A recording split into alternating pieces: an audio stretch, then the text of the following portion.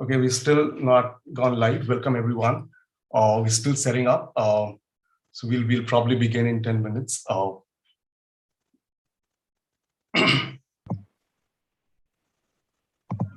Good afternoon, good evening, good morning, everything to everyone.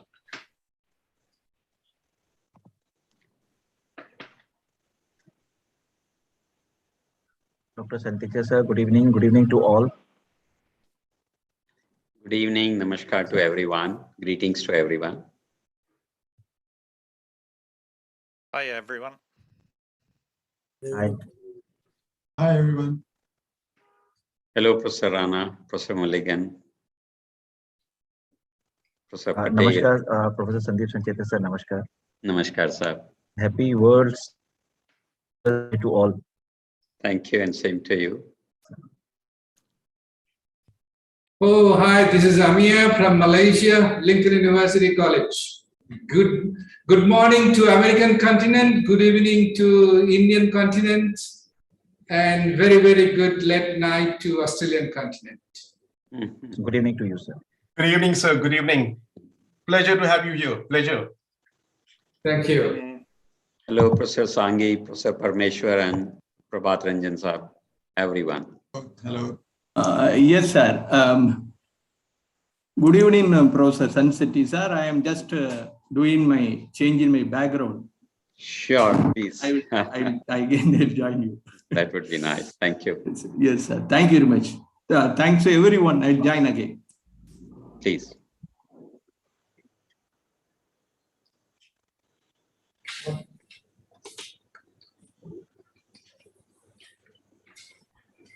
Welcome everyone again.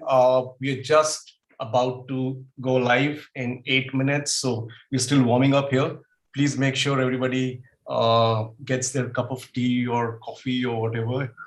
Please, it's a celebration, so we definitely look forward to a very fun evening or morning or afternoon.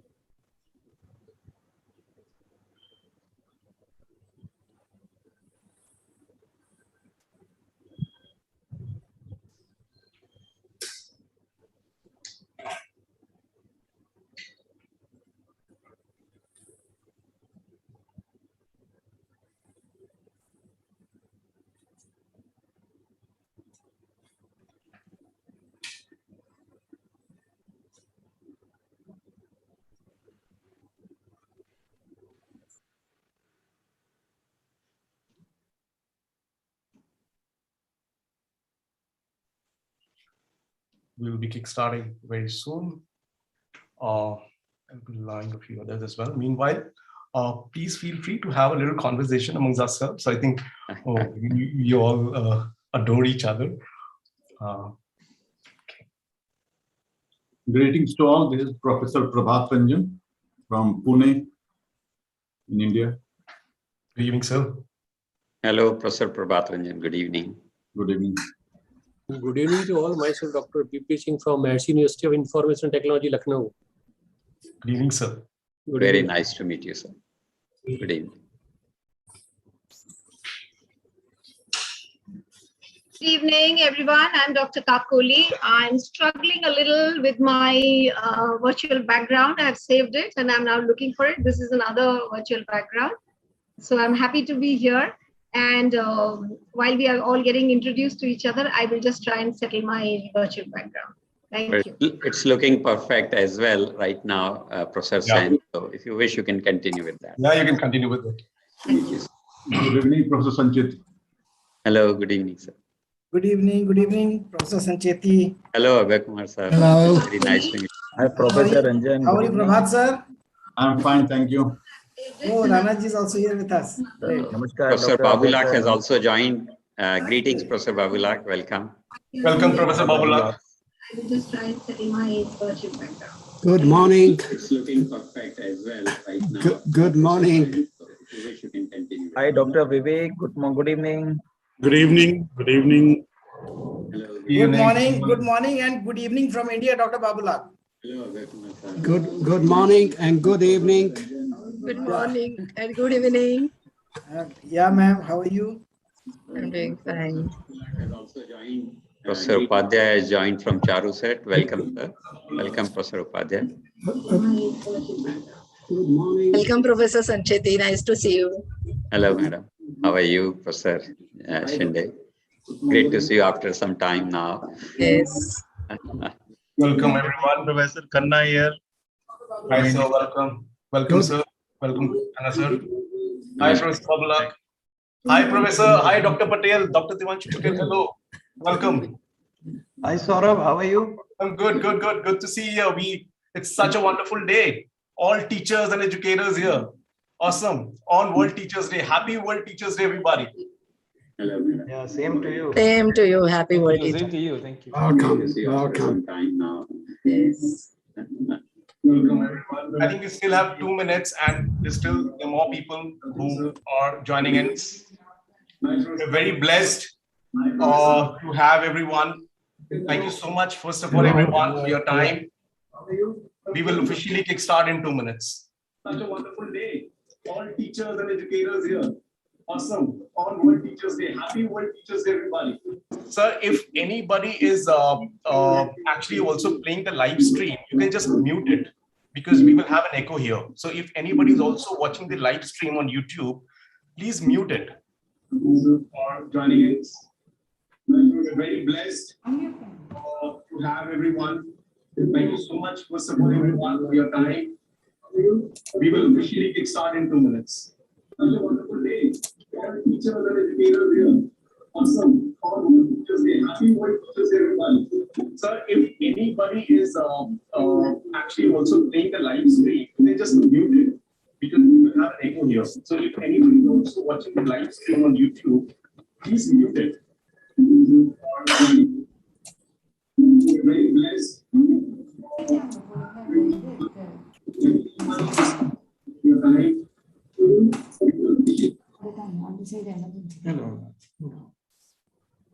Well, Hi, Dan. Hi, Helen. welcome everybody. Good morning. Good evening. Good evening to everyone. I am Dr. Parameswaran from Mangalore, India. Hello, sir. Welcome. Welcome. This is a most wonderful gathering, and I really consider it great honor and privilege to have all of you distinguished scholars joining us in this most important day. You know, people say in history, there are days that kind of mark the civilization, and I humbly believe that this is the day when, after COVID and all these challenges that we saw, we are coming to the next age of education.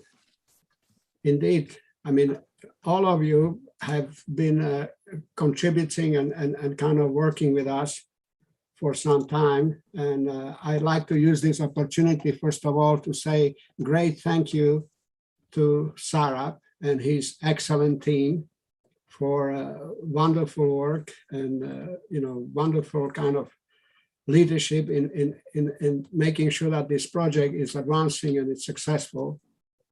And of course, the UDARA co-founders, Professor Sancheti and Professor Dastard, Dr. Nathan, Professor Barbosa, and all the colleagues who are joining us today. It is a great, great pleasure to have you. So I think what I'll do, Sarah, I'll give you maybe a couple of minutes to kind of give us guidance, and then we go to session. Yeah, thank you so much, Professor Babulak. We have officially kickstarted the festival. This is Saurabh Gupta. I'm the Director of Partnerships for World Assessment Council. We are very honored at World Assessment Council to have eminent leaders from around the world. I think, probably we reached out to all of you in the last 10 days or a week or something, and we are so grateful that you have obliged. Thank you so much for this. Thank you for the spirit of celebrating educators. And WAC has been into celebrating educators, celebrating digital education, celebrating academia in general. And that's what we are supposed to do today. I'm very honored to host everyone in this session. We will quickly take you through the agenda of the session. It's basically a little power pack session, but then most importantly, this is not a conference. This is not a summit. This is basically a congregation of people who believe in the same vision, people who are passionate about education, people who believe that where the future of education belongs. It is, most importantly, a celebration. So like I said, please feel free to grab your coffee, tea, or wine, or whatever that suits the time at your location, so that we can have a wonderful 2 hours ahead. Okay, I'm quickly going to share my screen and set the agenda for today's session. I'm sure everybody is aware of this, that, okay, so we already kickstarted the festival. It's just quick 20 minutes. In this, we will try to establish the theme of this festival, which is teachers at the heart of education recovery. We understand we have been through COVID, one of the horrendous times, probably in the last 100 years. We have really fought well. Teachers have been at the core of the whole academic ecosystem and landscape. And I'm sure everybody has stories to tell. So after the first 20 minutes, we will have the 3 sessions. We have 14 to 15 speakers for every session. So it's not like a talk, it's more like a conversation. We'll talk about what we faced, and we'll talk about what's the future ahead and how we are still struggling, or how we are still working out our ways and solutions. And as the undying spirit of humankind, how do we see this further? So the first session is going to be teachers at the heart of education recovery, which is going to be 40 minutes. Post that, we will have the next session, which is barriers to change in digital transformation. Between that, we might have a little quiz, because we also have few live stream viewers as well. I think a lot, the numbers are growing. And this is also being live streamed, by the way, with 30 universities live stream internally to their students as well. So there are multiple channels on which this event today is being live streamed in the US, Europe, of course, in the Middle East, India, Malaysia, and some other countries as well. The last session will be educator happiness at the core of learning. With that note, I would invite Professor Sancheti to say a few words about the journey of what we have been doing at WAC and about today's theme, and also a little bit about WAC's Digital Innovation Lab. And there's also an interesting thing that we're going to do today. We are going to give away something to the world. We're going to give away something to the entire education fraternity, something that we've been working for the last 2 years. And when I say we, it's more than 50 universities, more than 10,000 educators and people like you. And this is also an opportunity for all of us to collaborate and build the future together. So over to you, Professor Sancheti, another 4 minutes, and then we'll go to the little video that we have for everyone. Okay, thank you, Mr. Saurabh. Greetings, warm greetings to all my distinguished friends and the academic leaders from across the world. They are from US, UK, Saudi, Middle East, Malaysia, India, Australia, everywhere. Very nice to meet you on a wonderful day when we are celebrating the World Teachers' Day. It's we who are the prime movers of the educational world. What we can deliver, what challenges which we face, I think are the points which we intend to discuss and find out what more can be done to help each other. We are the one solution for all the problems which the humanity faces or which the world faces, be it health, be it the economic well-being. Education is the prime mover, prime driver. I call it one pill for all the ills, and that's what we are trying to discuss. You all know that how important and difficult last 1.5 to 2 years have been, particularly with the onset of the corona. Of course, the changes were happening prior to that. Changes will continue to happen after the corona disappears to a large extent. But this particular phase was the one which was the most defining. And therefore, all of us scratched our heads and came out with certain solutions, came out with certain important things. The challenges, of course, which we faced were lack of acceptance to the new methods which we were trying to undertake. We had to deliver the education 24/7 in a multimodal way. And there were, of course, the psychological impacts of that on the students as well as on the teachers. The fear of failure set into some of the teachers, that can they do the right job, or are they being received very well, and things of that sort. But let me tell you, and let me congratulate you, all of you, because under your tutelage, under your support and guidance, I think most of us have done our best during last 1.5 years and delivered something which has made our students accept that and also move forward. In fact, we have saved and prevented loss of 1 year. I think that's very, very important. Yes, the challenges have been many in terms of many solutions which we got, how to integrate them, how to deliver the flexibility in terms of delivering certain things, how to engage the students in terms of their hands-on practice, and how to probably make them choose which platforms to use for networking, or maybe for the sessions, or maybe for the LMS, and maybe what extent AI and something new can be used in terms of delivering education. So the World Assessment Council has been doing such jobs with the support from all of us for last many years, and I've been associated with them for last 2 years. Many of you are associated and probably have used their tools to benefit in terms of delivering certain aspects, be it examinations.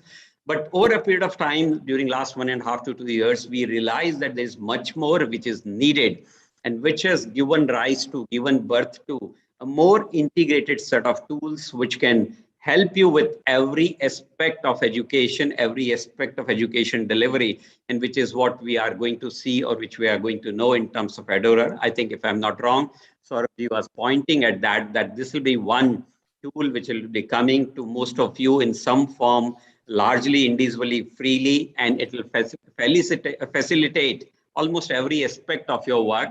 And based on your needs, it can be tailored. Based on your needs, it can be further augmented. I think that is one aspect, that how to celebrate teachers, how to make them more comfortable, and how to engage them in doing something good.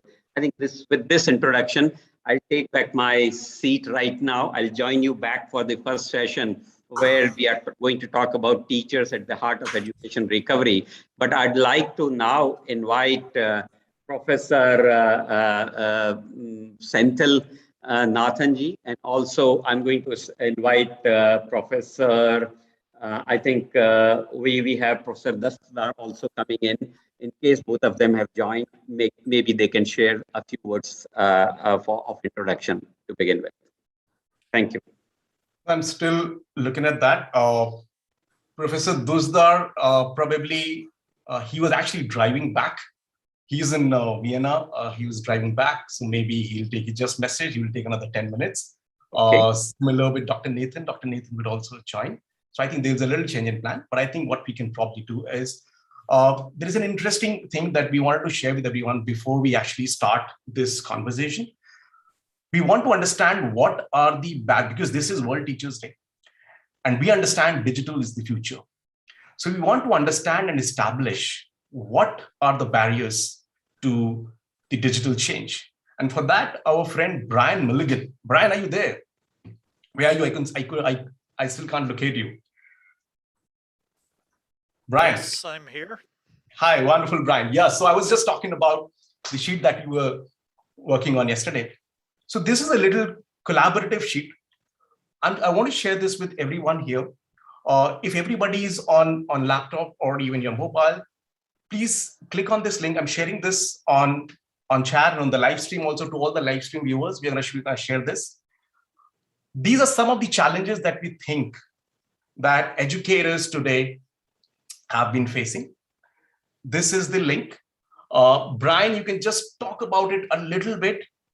And I'm also going to share the QR code for this so that everybody, so this is the link, but we also have a little QR code. Let me share that for you. So if everybody can see my screen, this is the QR code. You can scan it on your mobile, and this will take you to the web page wherein we have put down a couple of key parameters which are basically hindering the digital transformation at universities, and most importantly for educators and teachers at all levels, be it K-12 or higher education or more. Brian, do you want to share your screen now? I think everybody has seen this. You want to share your screen now? Just take us a little bit. And this is not an exercise which we have to do right away. What you have there, I think what you have there does it better than my screen. So the screen you have up. Okay. I mean, I could just talk about it for a minute. Yes. So let me share that. Let me share that page, and you can just talk about it a little bit, so that it's a very interesting thing. This will also give us. This is also a little insight for us to understand what do leaders like you, everybody who's joined here, leaders like you, what do you think about this and how this should work? I'm sharing my screen again, and Brian, over to you. Just brief us a little bit for about 2 minutes. I'm sure everybody can see my screen. Yeah, well, I won't go into all the details there, but I've been working for maybe 25 years trying to innovate in higher education, trying to encourage colleagues to change what they're doing. And like many of you that have probably been working in innovation, you're constantly coming up with barriers, many of which you don't expect.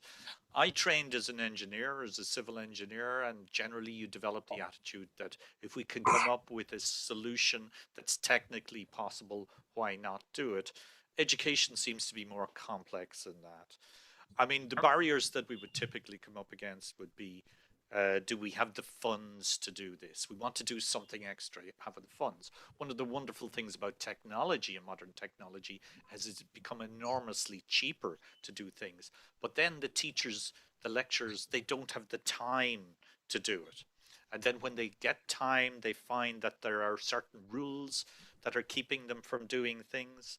Maybe these are rules, and these can be very explicit, written down rules that are keeping them from doing the changes that they believe will make things better for their students.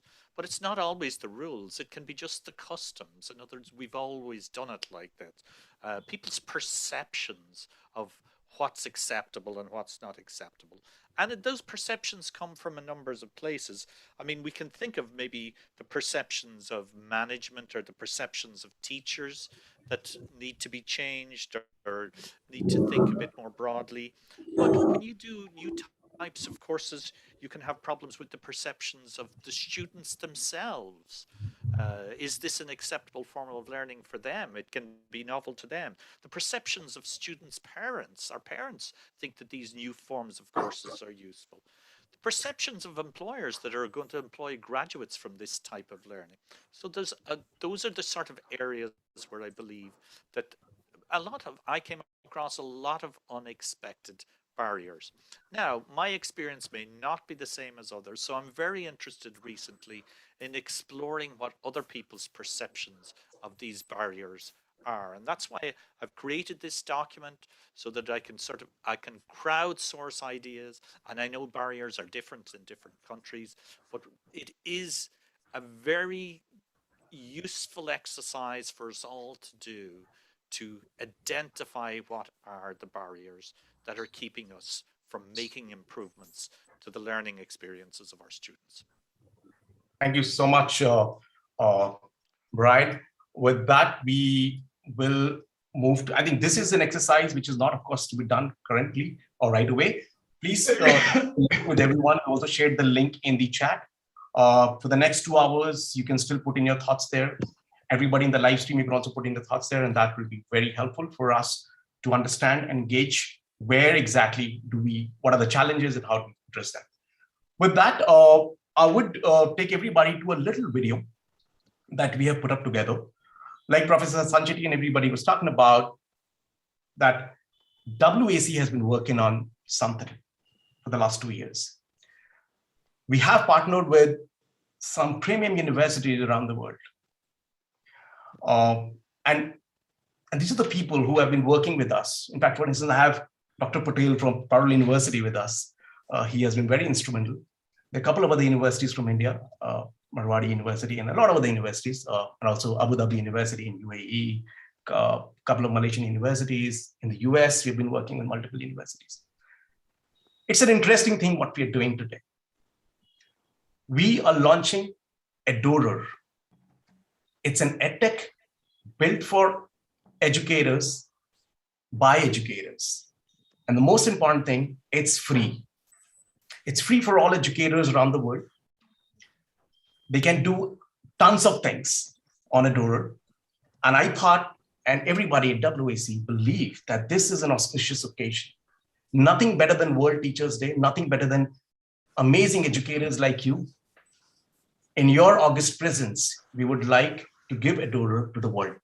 Not much saying about this now. I'm going to share a quick video, and post this, we will immediately start with the sessions, which is a session 2, and we'll have the panel speakers and everybody as well. So quickly sharing my video. And okay. Sure, everybody can see this. Current edtech is broken and solves daily challenges of an educator in bits and pieces. Educators feel exhausted juggling around various tools while still having to do a lot of manual work. Over 10,000 educators from 21 countries joined hands to solve this problem and built Eduard. Eduard empowers universities and their educators through online courses, live classrooms, proctored exams, and online collaboration. Let's explore online courses. Eduard uses AI to support competency-based learner analytics. Eduard supports all modes of delivery: instructor-led learning, self-paced learning, hybrid learning, and micro-learning.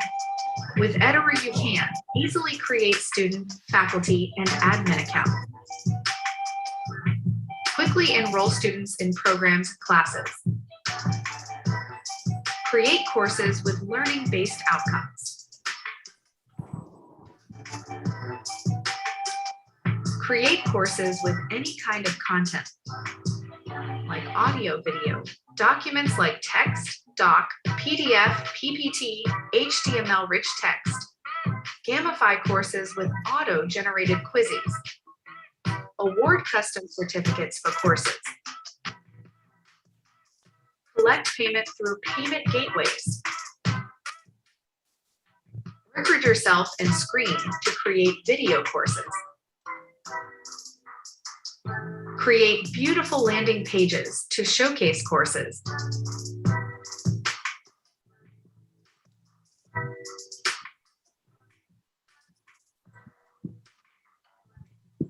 Let's explore our innovation in live classrooms. Eduard creates a real classroom-like feeling for teachers and students. You can add a live class to any course. You can easily schedule a session and see all sessions on a calendar.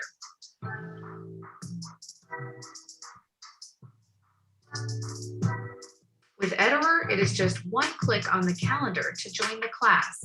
No more sharing of class links anymore. Students can easily access recorded sessions. You have auto attendance now with student participation details too. Make your online classes fun with trivia. Students just love it. You would love our exam and proctoring too. Eduard supports all exam types, whether it's quizzes, essays, audio, and video exams, hands-on coding exams, or submissions. Eduard's proctoring solution is highly researched with outstanding custom controls. It is AI-powered, and proctors can see live feeds, chat, and monitor students too. It is student-friendly yet extremely effective. Eduard supports in-demand collaborative and peer reviewing on the answer scripts. Eduard offers awesome collaboration between faculty, students, and peers. Manage student projects and forums online. Eduard supports an end-to-end mentoring. Students can find and book mentoring sessions. You can also launch webinars and Ask Me Anything sessions too. Eduard is on a mission to solve real challenges of today's digital educators and universities. Thank you, everyone. With this, thank you, everyone. I could see some people clapping. Thanks for the appreciation. Okay, I think we do have Dr. Nathan here. Dr. Nathan, and Professor Dusdar, have you also joined? I can see a couple of people. Okay. Professor Dusdar is not here. Not here. Okay, no problem, sir. No problem. Going forward, we'll start with the first session, which is the teachers at the heart of education recovery. The format of this conference or the summit or the celebration is basically an open house. Now, what's an open house? An open house means that we have all the participants and all the speakers in one common room, which is what we already are. There is a panel. So there are some 15 or 14 speakers in it for every topic. But those who want to stay in all these 3 sessions, please feel free. Otherwise, you can also join in your own session. We would appreciate if you could stay in all the 3 sessions. And feel free to participate in the conversation. If you have any question that these panelists are discussing, there is a moderator for every session. The first session is being moderated by Professor Babulak and Professor Sancheti. If you think there's any question that you would like to discuss or you want to ask, please feel free to ask. So with that, let me quickly share my screen so that we also see who are the participants. So this is the first session. We have Professor Babulak, Professor Sandeep Sancheti, Dr. Devanshu Patel, welcome. Dr. Chin Kuan from Multimedia University, Professor Vivek Kumar, Dr. Ravi Upadhyay from Chalusat, Professor Vivek Quantum, welcome, sir. Professor Dheeraj Sanghi, JKLU. Now, Professor Dheeraj Sanghi also has a connection with me, sir. I think you might not remember me, but I am a student of IIT Kanpur when you were at IIT Kanpur. Oh, so, wonderful. So good to see you. Welcome, sir. Then Professor Sayali Gankar from DY Patel University. Welcome, ma'am. Professor Shri Hari Prakash Hundwat from Sar Kadampur Singhania University. Welcome, sir. I love your beard, sir. Dr. Jayashree Shinde, Director of Teaching and Learning from SNTD Women's University. Dr. Sanjay Gupta, Vice Chancellor, World University of Design. Dr. Amia Bhamik, President, Lincoln University College, Malaysia. Professor Vinita Guptan, Vice Chancellor, Saito University College, Malaysia. Professor Kuan Sri, Dr. Rohini Devi from Binary University, Malaysia. Professor Rosden, and a WAC educator from Eastern Mediterranean University, Turkey, and Helen from Unlikely Genius, UK. So with this, I yield the floor for Professor Sancheti and Professor Babulak. Thank you. Thank you very much, sir, for this wonderful introduction and guidance. So once more, warmest welcome everybody to this wonderful event. I hope you all had a successful year instead of despite of COVID and all the challenges that this unexpected, almost tragedy happened to all of us, or touch everyone. Indeed, teachers, I remember when I was young, one of the greatest inspiration I received was indeed from my mother and from my auntie. She was a teacher. And indeed, what she says, my aunt, that teacher's job is never finished. In other words, the architect, the civil engineer, he builds a wonderful building and it stays there for years. We are builders of character, builders of mind. And of course, as Professor Sancheti put it in the introduction, that education indeed is the force that will help humanity to move forward, and always did across all these greatest challenges that we had. Being a teacher, it's a very difficult, very challenging job, but yet it's the most wonderful mission. As educators, we all unite in that force effort to make sure that every child on the planet has best quality of education. And of course, COVID or any other, God forbid, tragedy that may happen or whatever, will not prevail the human spirit, because the humanity is strong. So with that note, I just want to say great thank you. And I feel like having you on board and joining us, this is the greatest perhaps break through the education and educational technologies. So once more, welcome, and I let Professor Sancheti to follow on these opening remarks. Thank you, Professor Babulak. Good evening and greetings once again. I think our session is focused on teachers at heart of education recovery. And we have put some 4 questions to each one of you. Those have been shared. I'm sure you are aware of everyone's participation in next 2 hours time, or maybe 1.5 hours now. We want you to contribute key pointers from your side on some of the 4 questions. What we have done in formatting here is the first question happens to be going to the first 4 speakers, and the next question probably would be targeted to the next 4 speakers session-wise. And that's where we would like to know your successes or your contributions. We'll request you to limit your answers between 2 to 3 minutes, something like 3 minutes based on the attendance which is present now, which can be seen, so that we learn from each other's experiences, and more can be then shared at personal level if so required. We'll also try to do a compilation at WAC level and at Eduard level and make sure that we all enrich ourselves by this. And therefore, I think we can kickstart the session by possibly raising the question number 1 without wasting much of time. And that is, how did the pandemic make the life of teachers difficult? I think that's the pointer which is there. We know that I said in the beginning that it really shook them. They had fear of failure. It required them to be multimodal.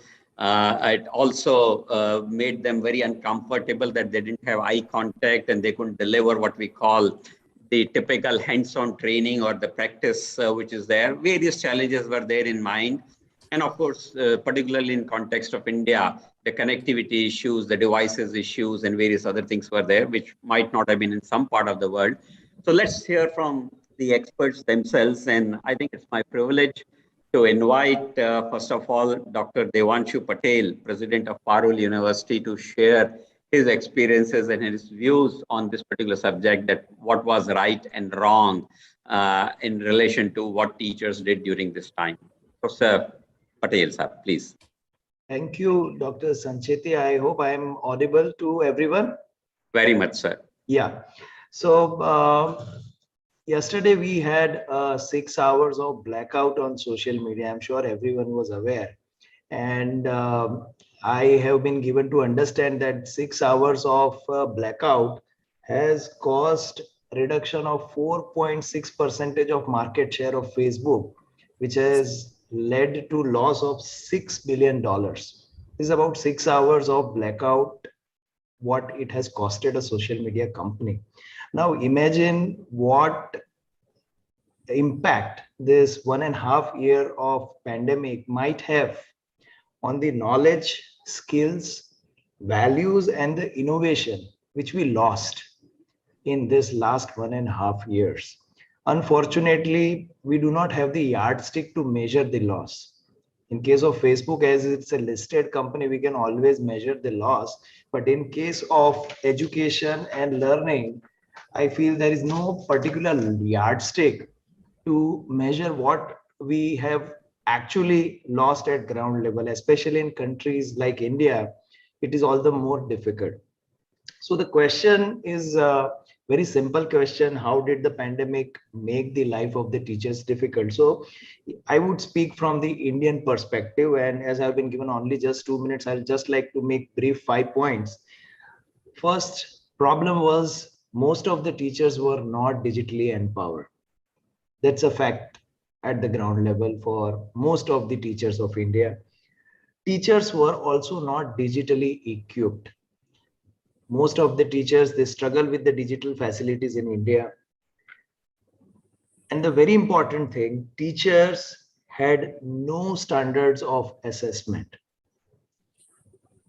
And in the online mode of teaching, with the challenges of being empowered, not having digitally equipped facilities, and not having standards of assessment, it was all the more difficult for us as a teaching community to keep the students engaged.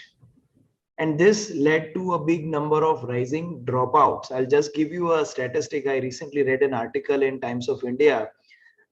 In current academic session, that is 2021-22, the number of students enrolled in preschools in a well-developed city like Ahmedabad is 70% less than the pre-COVID era. It's a huge thing, I must say, and I don't know whether the policymakers have noticed it or not, but 70% of the parents have chose not to enroll their students in preschools because of the limitation which they face are there with the pandemic and online education. And this has ultimately also led to increased job losses and salary cuts in especially the private institutions of India. So I think these are the 5 most impactful things which has brought challenges to the teachers and teaching learning processes of India. And I'm sure in the subsequent section, we would be discussing the subsequent question. But I think I have put my point on the first question, which was raised by Dr. Sancheti. Back to you, sir. Thank you. Thank you so much, Professor Patel, to be very precise and sharing pertinent points. Can I move the same question, same pointer to Dr. Kuan Ho of Multimedia University? Is Professor Ho there? Yes, thank you, Professor Sancheti. Please. I think this is a very relevant question, and I feel that after struggling through the challenges for 1.5 years, I think we have the privilege of looking back in hindsight and looking at what did we do right and what did we do wrong, and what are the opportunities for improving. So let me just share a few points in terms of the difficulty. I think one of the very first thing that a lot of teachers experience is they miss the presence as in you are there in the same physical room with the students, interacting with them, looking at them in the eye. So a lot of us teachers actually sort of miss that that presence, which is a bit difficult to make up for using virtual tools and so on. So this is one of the key points that I think all of us will feel that it was missing. But looking back, we didn't have time to actually look at this. We had to move on. Now the second challenge is actually the preparedness of teachers. So I mean in Malaysia, at least I could say for Malaysia, is that a lot of universities here have already been on things like blended learning for a good number of years, but we never really had approached the tipping point of moving people to widespread adoption of online classes and so on. So yes, we have been doing a lot of things to gear up for online and so on, but we never reached the tipping point. I guess COVID-19 has pushed us over the tipping point, which we are where we are at now. And of course, the third thing is that, of course, the equipment. A lot of teachers did not have ample time to actually procure equipment because suddenly the lockdown was imposed in a very short amount of time. So we struggled with getting the right equipment to the right teachers. But in hindsight, we looked at, I think we didn't manage that bad. And of course, as Professor Dr. Patel has mentioned just now, the equitable access to technology, it's indeed a challenge for many parts of the world, especially this side. And just to round it off, I think when I look at the questions, you ask, what makes the life of teachers difficult? But I want to look at the positive side. So I don't want to look at it from a difficulty perspective, but rather I'll take this as drivers of forces of change that had quickly acted upon the teaching and also the teaching and learning profession that that brought about the changes that we are at now. So thank you very much. Back to you, Professor Sancheti. Thank you, Professor Ho. You are very right that Corona caught us unaware and we weren't prepared. And then, of course, access and other challenges were also prevalent at the time when this happened. But now we are probably better prepared. So I'll go and take this question once again, this time to Dr. Vivek Kumar Founder Vice Chancellor of Quantum University. Professor Kumar, please. Kindly unmute yourself, sir. Good evening, everybody. I am representing Quantum University, Roorkee, which is very young university. So we started the COVID situation and we took it as an opportunity to reinvent ourselves, because I think that the COVID taught us innovations in our education system.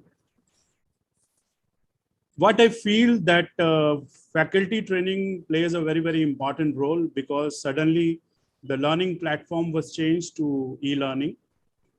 So I feel that the problem that we encountered chiefly was on the technology training.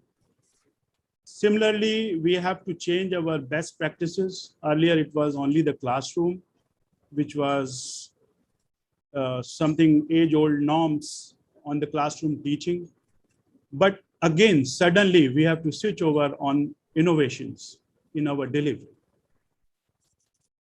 There were many other things which we find as an opportunity that cross-university faculty network can be very effectively implemented.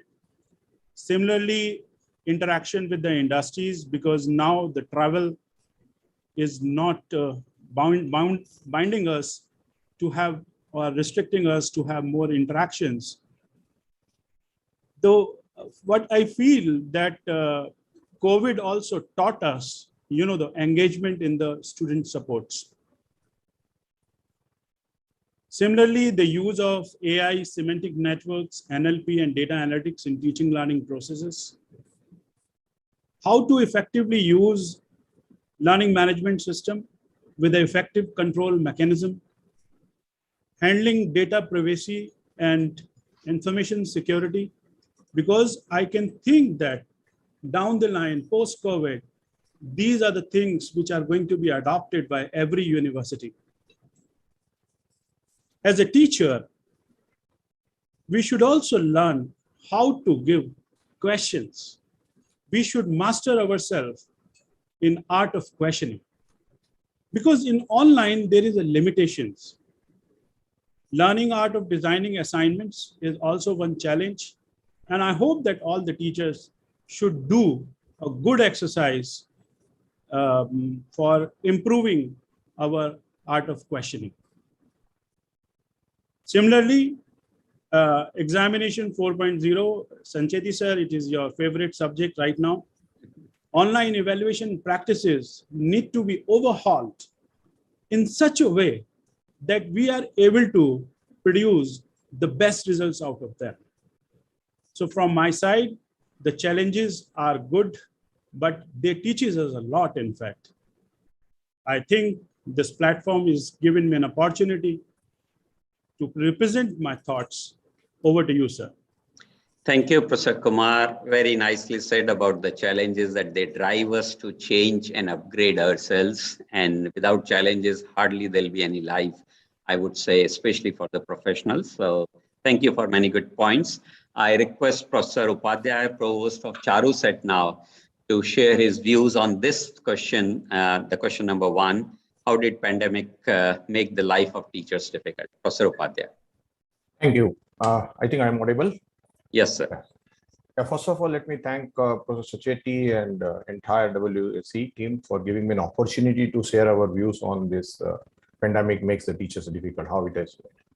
I am from the Charotar University of Science and Technology. It is a remote university in the village. Now, the question which as Devanshu sir, as Patel has rightly spotted that it is a problems are SS gap. Now, SS gaps can be of geographically as well as socio-economic status both. This is very important as a rural university going there. But as I told you, the university is ICT driven, and they have right from the beginning, they have made that ICT as a part of their entire curriculum systems. So this has made our life much easier when we started in the pandemic situation of online teaching and learning. And this has helped us a lot. And I agree with Professor Brain says, given the barriers, which are the different barriers, one of the barriers definitely was having student does not have the laptops or kind of an assessment or tool to use it. And the university and the administrative has taken a right steps in this direction and they have given the students, all the student has been distributed laptops from the management side. Now, this has helped us a lot for achieving all the people, all the students and all the teachers, they were on teaching learning platform, as I say.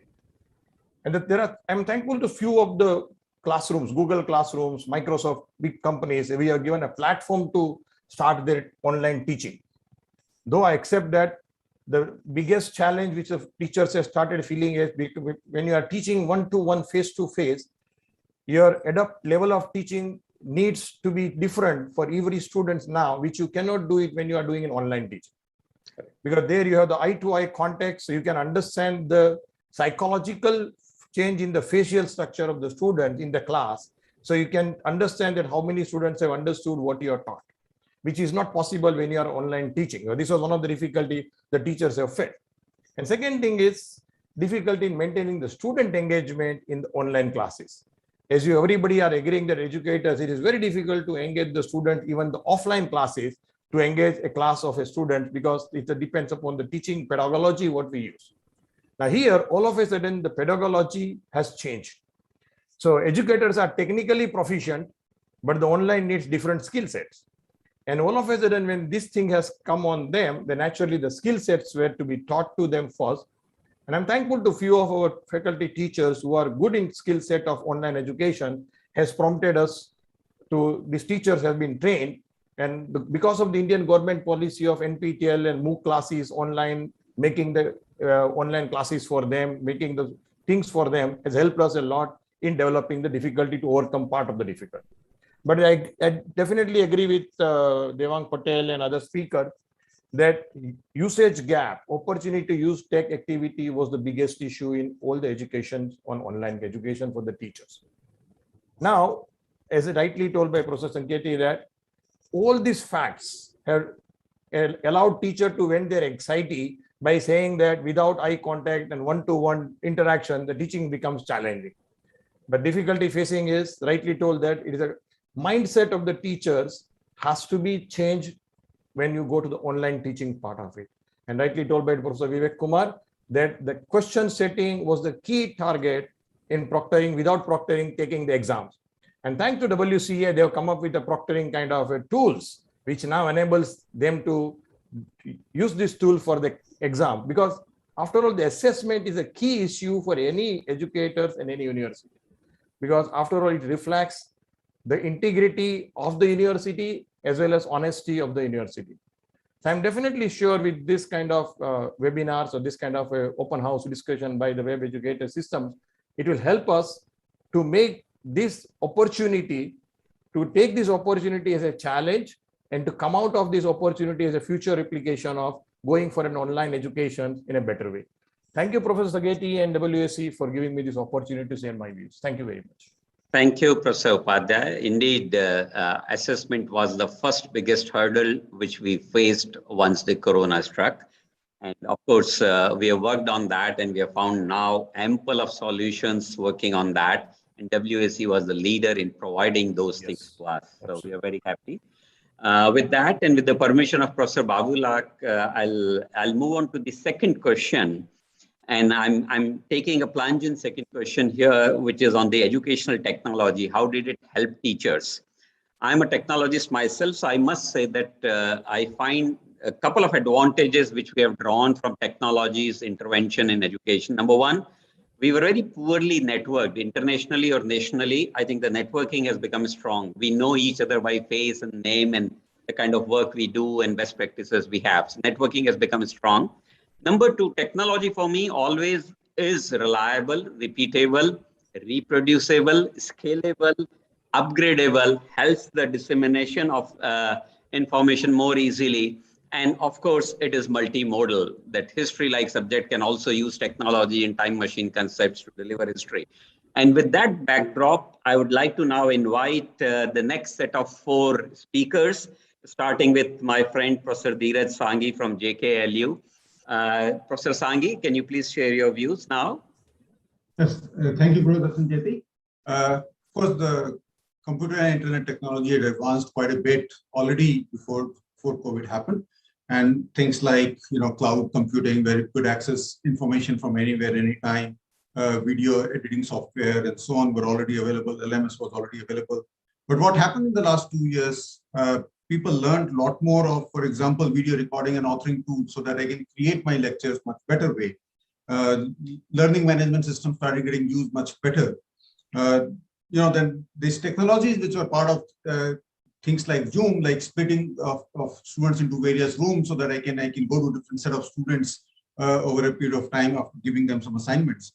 A lot of evaluation tools have come up, as Professor Sancheti rightly pointed out. 2 years ago, we were not sure what evaluation we can do online, but a lot of proctoring tools have come up, which can detect copying, which can monitor students while they give exams and so on.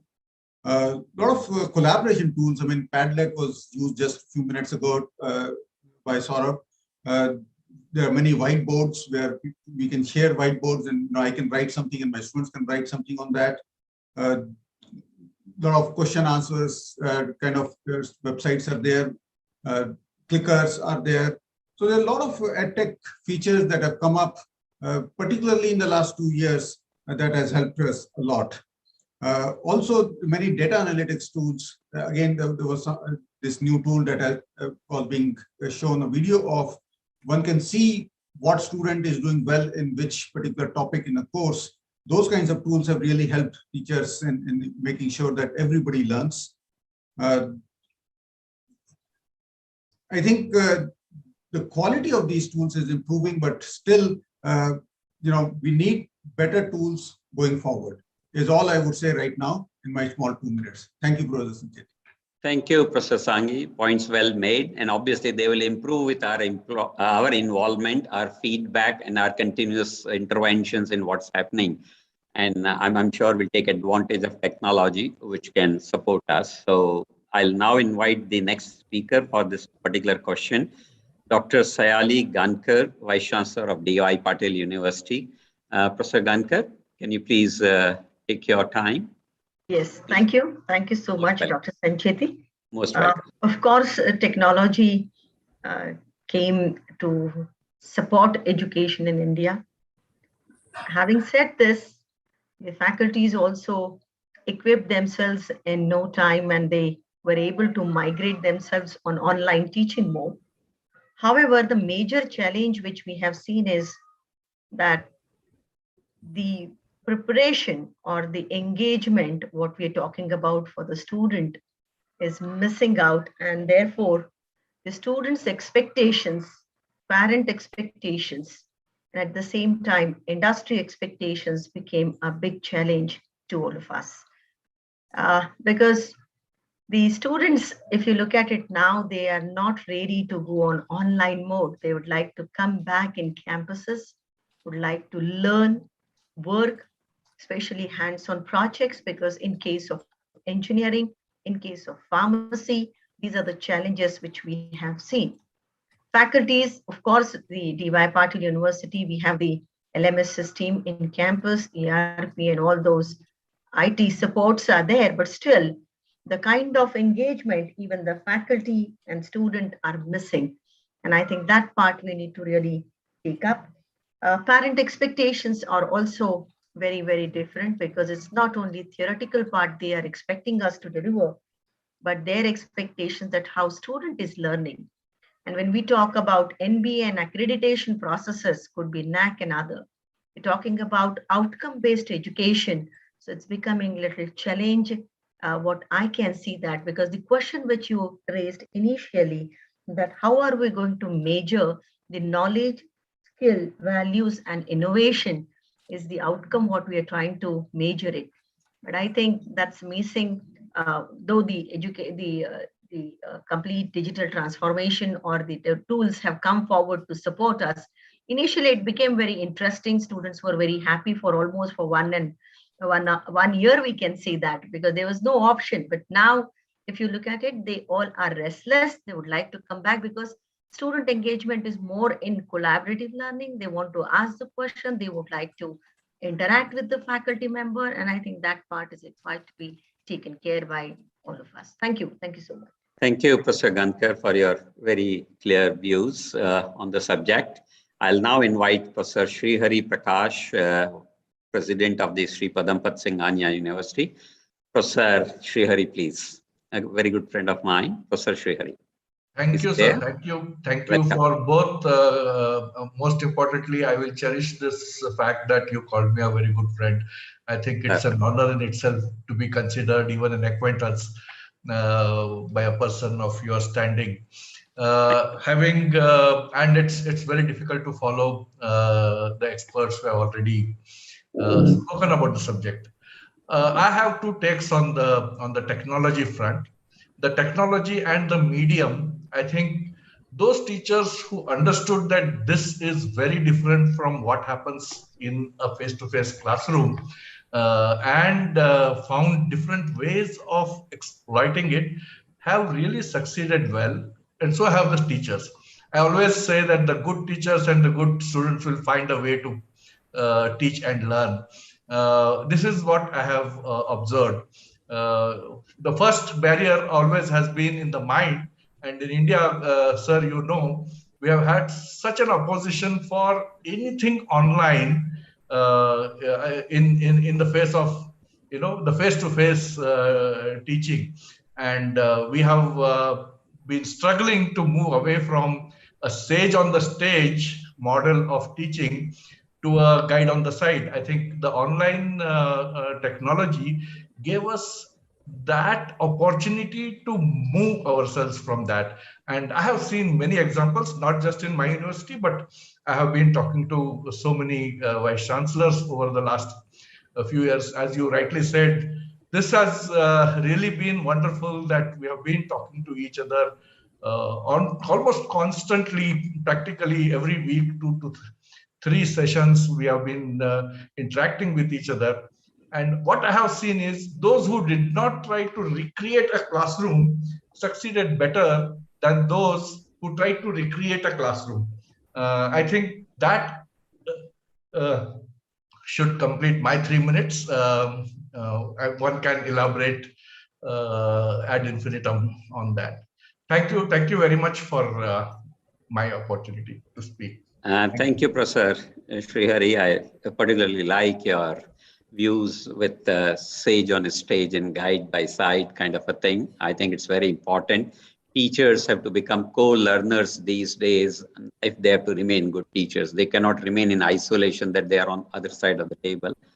I think with that remark, I'll call the last speaker for this question, a very good friend of mine with whom I had opportunity to work on a very important policy of UGC on blended teaching learning, and she was the architect of that. I invite Dr. Jayashree Shinde from SNDT Women's University in Mumbai. Professor Shinde, please. Actually, I think digital environment and educational technology, we first need to understand that it helped teacher to get connected, yes. It helped teachers to get connected to students and other teachers. But most importantly, I think the knowledge and skills which they were acquiring before, as Professor Srihari said, that they knew and they had learned, teachers particularly had learned that teacher is a facilitator, but they had never got chance to implement or apply or use those tools. They had attended, several teachers had been attending many FDPs and learning many new ICT tools. For example, Padlet. Tools, collaborative tools like Padlet are existing years and years before, and we have been introducing such tools to teachers, but there was no direct application and contextual reference to the teachers, whether they should use, whether they can use it or not. That was just a fantasy for them, and that became a reality. Unfortunately, during pandemic, they needed to use all these ICT tools, but somewhere people need to understand the difference between education technology and educational technology. Technology not for the sake of technology, but pedagogy is important. And I think synchronous, asynchronous, whatever mode of communication is available, teacher needs to be an explorer, facilitator, and should be able to use any given tool, explore any given tool, integrate several platforms and ICT tools effectively, I think that should be the skill set of the teacher. But educational technology has taught this, and pandemic has taught this to the teacher community and even learners who are truly speaking, they are 21st century learners. And again, this was the year when most of the learners who had infrastructure available could use technology, which is otherwise missing skill in the field of education, which is very sad that when we have normal life, we don't use any ICT for our 21st century learners. So they also got chance to use some ICT technology. I think that is. Thank you, Professor Shinde, for bringing out aspects of synchronous and asynchronicity, also in class and out of class, and various other such aspects which are important. I'd like to conclude my part of it and pass on the next set of questions to Professor Babulak. Sorry for a little overrun here, because we are setting the tone. Maybe some points will get repeated or maybe required repetition. So maybe they can be avoided in the future sessions to save the time. But I would like to conclude by saying technology was inevitable. It was not happening. Corona catalyzed it or accelerated it. And technology, once comes in, is becoming irrevocable in our lives, whether it is mobiles or automobiles. You see the example, can you live without technology? I think education was the last one to adopt to it, but now it's going to be a permanent part of our life. And I'm sure it will be for good if we use it in a balanced way, where it can help us and help our core called students. I think with that word, I'd like to close my part of the session. Professor Babulak, are you comfortable taking over to the next two questions, please? Yes, love to. Thank you so much. Thank you, Professor Sancheti, for excellent coordination. And indeed, the comments made about this, teacher role in all these challenging times, plus technology. All the comments we have received are most valuable indeed. And they nicely lead us to kind of follow-up questions, because indeed, teacher is the core, teacher is the mastermind.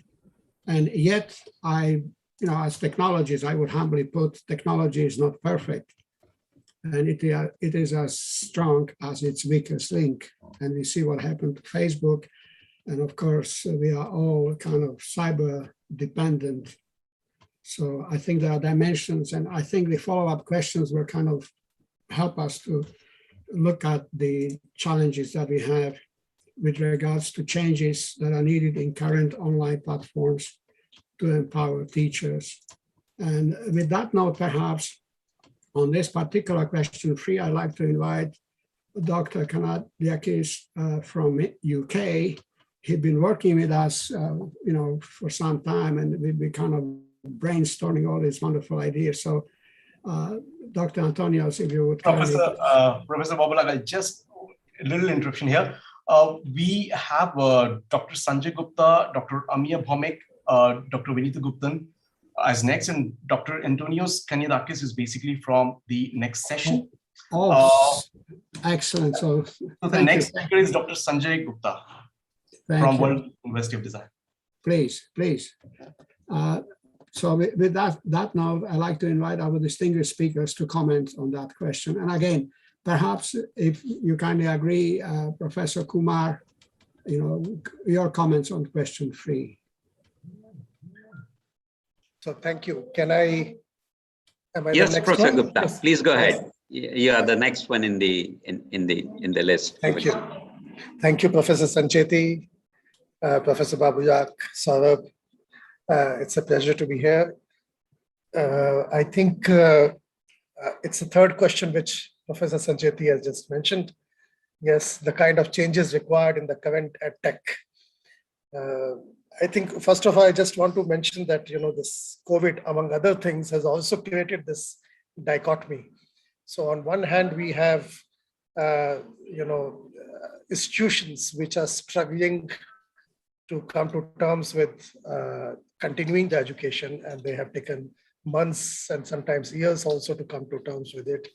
And on the other hand, we have the EdTech companies who are having the time of their life, because the kind of investments which are coming in the tech company is something different. but it's also going to change, as all of you are saying, the ecosystem forever. And yes, I think we were one of the early movers because we kind of foresaw the lockdown coming, and my faculty could move on to online teaching even before the lockdown was announced, and we sent everybody home. So since then onwards, whether it is integrating the ICT in their teaching or adjusting the curriculum or re-strategizing or even catering to the well-being of the students, working with international colleagues, finding customizing the way the delivery, because in our case, us being a design university, customizing many of the delivery subjects become very important. So finding ways and means of doing that, we have gone through the complete cycle. And having done that, if we were to look back and say, okay, what more can be done here? I think first of all, I would say that we would, as educator, would want a little flexibility on the numbers which could be admitted, because we find that most edtechs are limited in terms of either you are facing a classroom or doing a seminar. But as things stand today, classrooms and webinars are interchangeable. You're moving from one to another very quickly. You should have that flexibility to change the number of participants. Another thing I think all of us educators struggle with, one thing is that a number of the students who are there would switch off their mobiles or videos, and then you find them unresponsive. So can there be a mechanism to compulsorily switch all videos on from the educator side? I'm just thinking aloud, going like that. Another thing which is in terms of design institution is very important is collaborative working, and working with not just text and other things, but also images and videos and other things. And if that kind of capabilities, which are right now, you have to go elsewhere to get it, can be built in this. And as I think some of the points which Professor Sanghi mentioned earlier, those are things which are not yet built in these systems. For example, we work with a lot of softwares, and and since the students are not going to be on campus and they're not going to have access to a server or those which are in the campus, can there be cloud availability or integration into the edtech company so that the softwares can be available to all of them while working?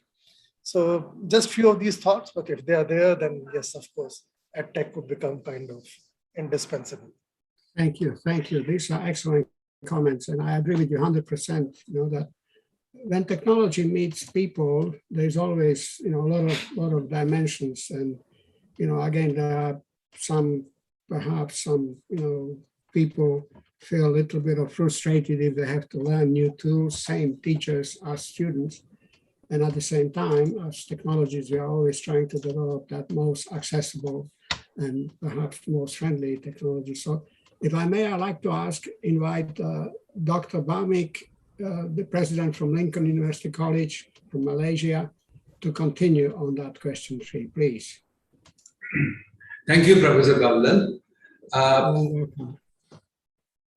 First of all, I must congratulate the WAC, the team, the terminology teachers. The true terminology of the educators should be called teachers rather than professors, associate professors. That eliminates from the relationship between student and teacher. Now, having said that, what we will be looking forward, that how digital can help us. Now, I like what Professor Babulak said, that we teachers, we build character. That is our main responsibility. So how this digital edtech can help us, the teacher, to build character. Now, along with the character, the entrepreneurship. Now, how do you build that entrepreneurship and character together? Through the technology, and that we should be inculcated, and that we should put it into our cultural practice from the day one. Now, entrepreneur, when we talk, most of the time they'll be talking entrepreneur, meaning mostly the businesses and etc.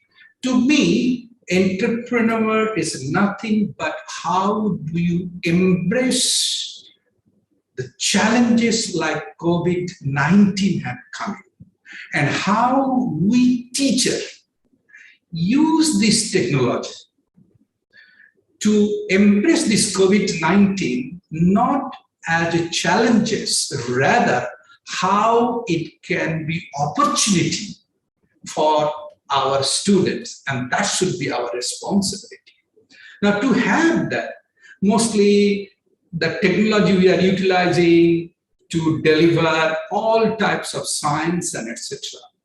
Now, if our true responsibility as a teacher to build the character, to build entrepreneur, I often tell my students, my staff, whatever religious belief you have, every religious belief has specific scripture, specific books. And those books, I do not term as religious books. Those books are perfect example of building character and building entrepreneur. Now, if we take those themes from those religious books, not as a purpose of religion, but use those themes, put it into EdTech, and deliver to build character, to deliver, build entrepreneur, that will be fantastic. We have medical faculty, dental faculty, pharmacy.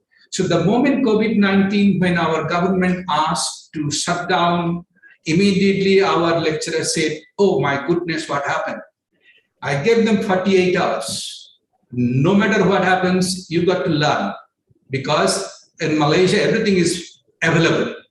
So if any teachers come and tell me, no, you can't, I said, you are not a teacher. That means you are not an entrepreneur.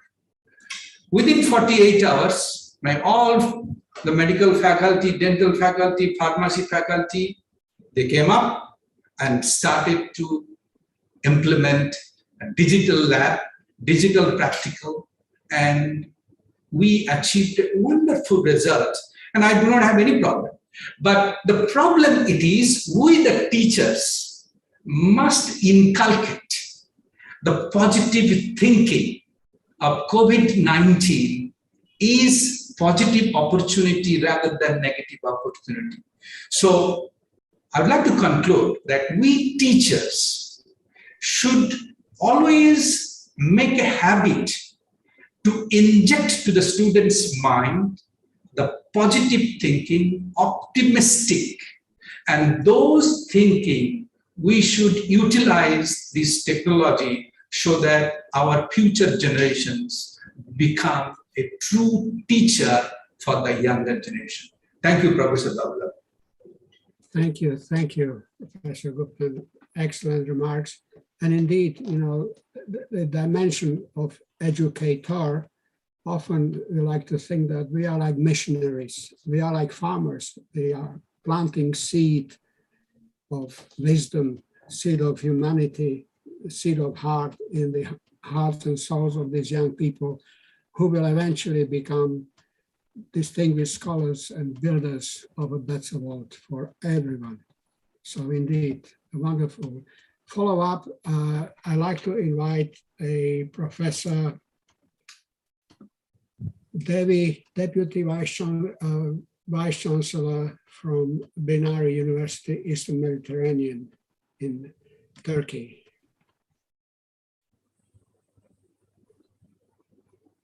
Professor Devi. If Professor Devi is not with us, then indeed Professor Gupta. We have Professor Pua Devi, Shri Rohini Devi, in fact, with us from. Ma'am, are you here? Who was she? Dr. Rohini Devi? Yes, I'm here. Okay, ma'am. Welcome. Yes, very good evening to you all. And firstly, I would like to congratulate WAC for organizing this event.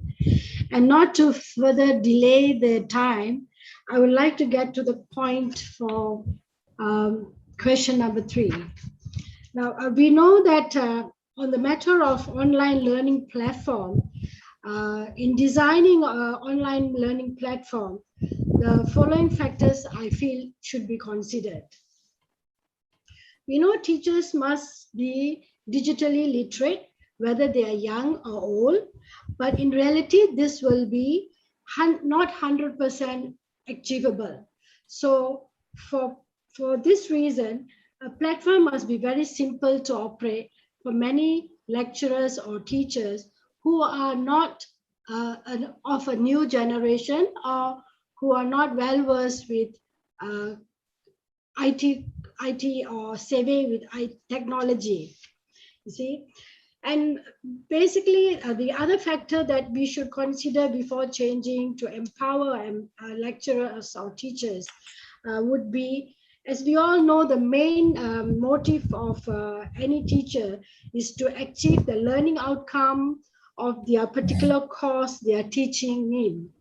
An online platform must allow multiple methods of interactivity for these teachers, so that students gain a lot from here, because interactivity is very important in any platform where you are going to teach students and to enhance their intelligence and their knowledge. The online platform also should be flexible to allow numerous methods of assessment to be used by the teachers. This is because we have different types, we are always meeting different types of students, and these students have different type of challenges. And if I were to conclude, I would say the challenges, for example, are from the urban areas versus the rural areas. So when we are talking about empowering teachers, we should consider all these factors to be put in to implement a proper platform. With this, I would like to thank you. Thank you. Thank you, Professor Devi. You mentioned excellent points indeed, because education goes across the ages. My mom, she was 75 and she entered the 3rd level university. So indeed, it's never ending. And of course, that's wonderful. And, you know, technology somehow, and yet again, you know, we have to be very cautious about making sure that there's a connection and there's a real life experience of learning at any level for everyone. Thank you. I'd like to invite Professor Dr. Gupta, Professor Yazar Austin from Eastern Mediterranean University, if you would kindly join us. Professor Babulak, we also have Professor Vinita Guptan from Malaysia lined up for this. I'm just looking at the list. Yes, thank you, thank you. So Professor Dr. Guptan, Vice Chancellor, Saito University College, most welcome, and please tell us your comments on question 3.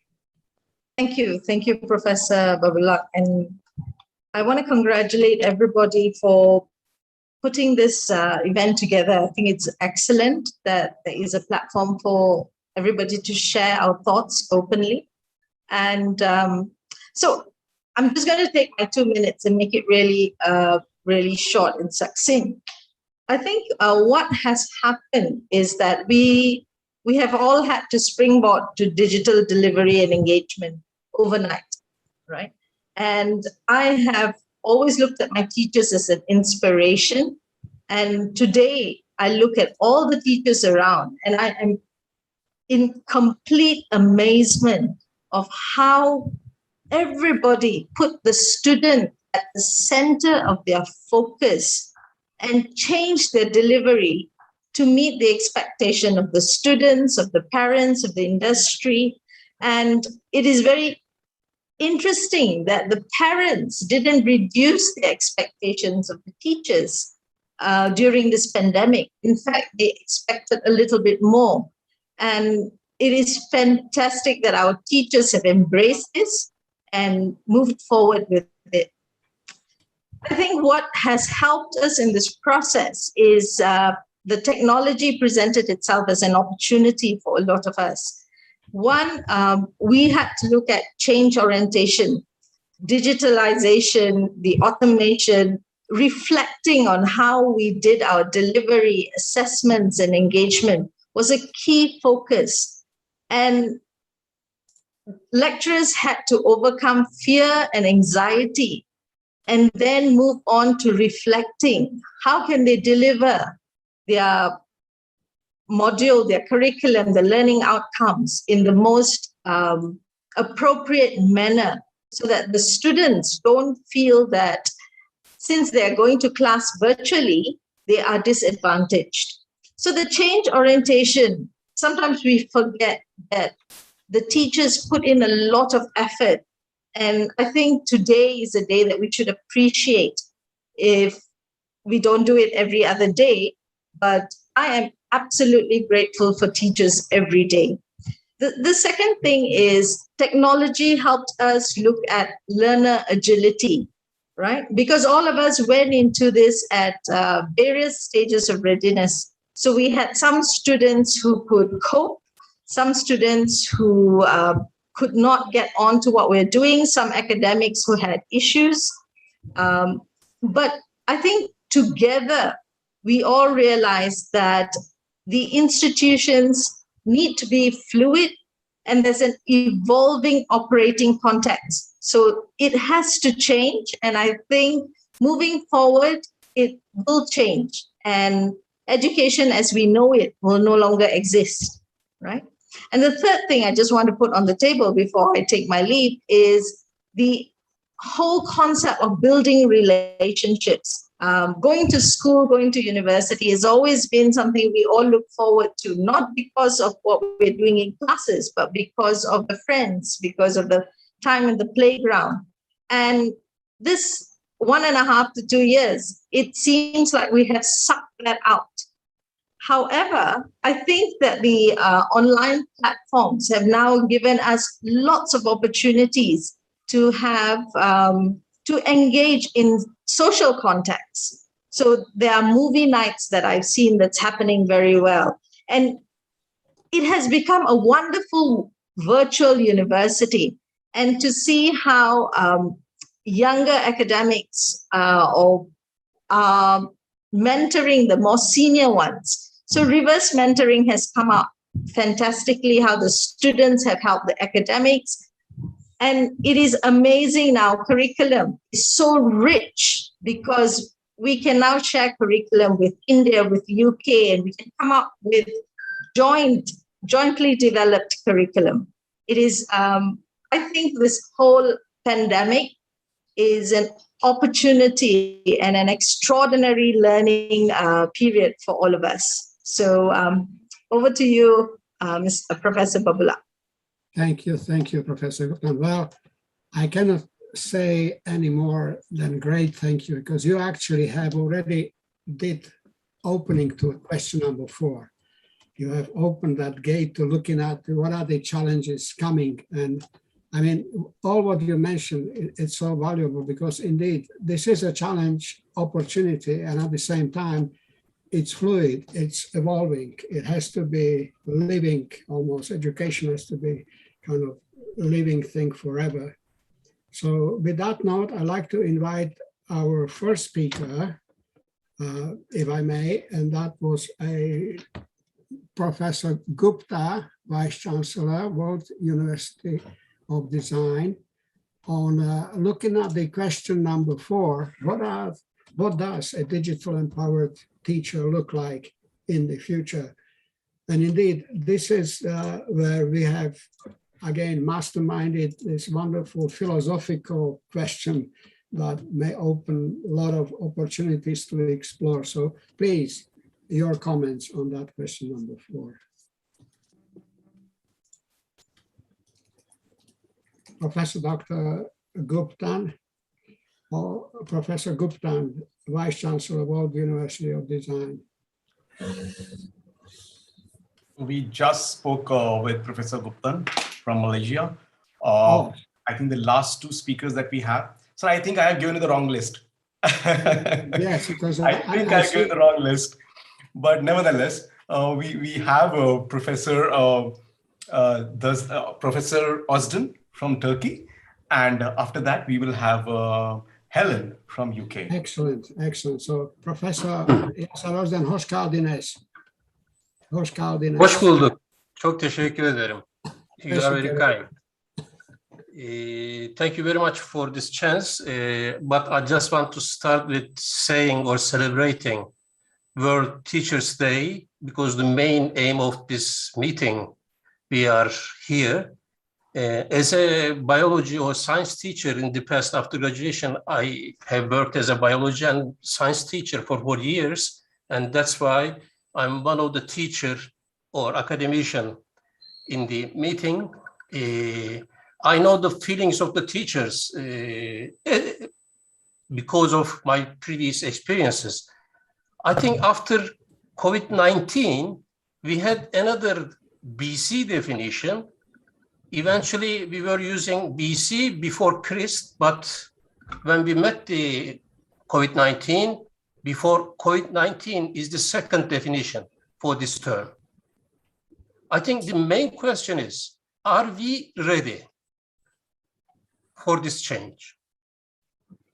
Because anything has changed. Just before 2 years ago, we were teaching or training our teachers using the Industrial Revolution methodologies, and we are just giving the content knowledge to them and adding some part of pedagogical knowledge, and we are saying that you are the teacher of the 21st century. But when we look at it through to the 21st century, I think we should consider the technology impact. As a teaching and learning, I can easily say that this is the education universe, and it's composed of 2 main constituents, non-living part and the living part. In the living part, we have learner and guide. I'm not saying that the teacher, trainer, tutor, I'm just saying the guide. We are helping to learn our students. And the non-living constituents, curriculum, method, and material. That's why I am asking, are we ready? So, starting from now on, everything has changed.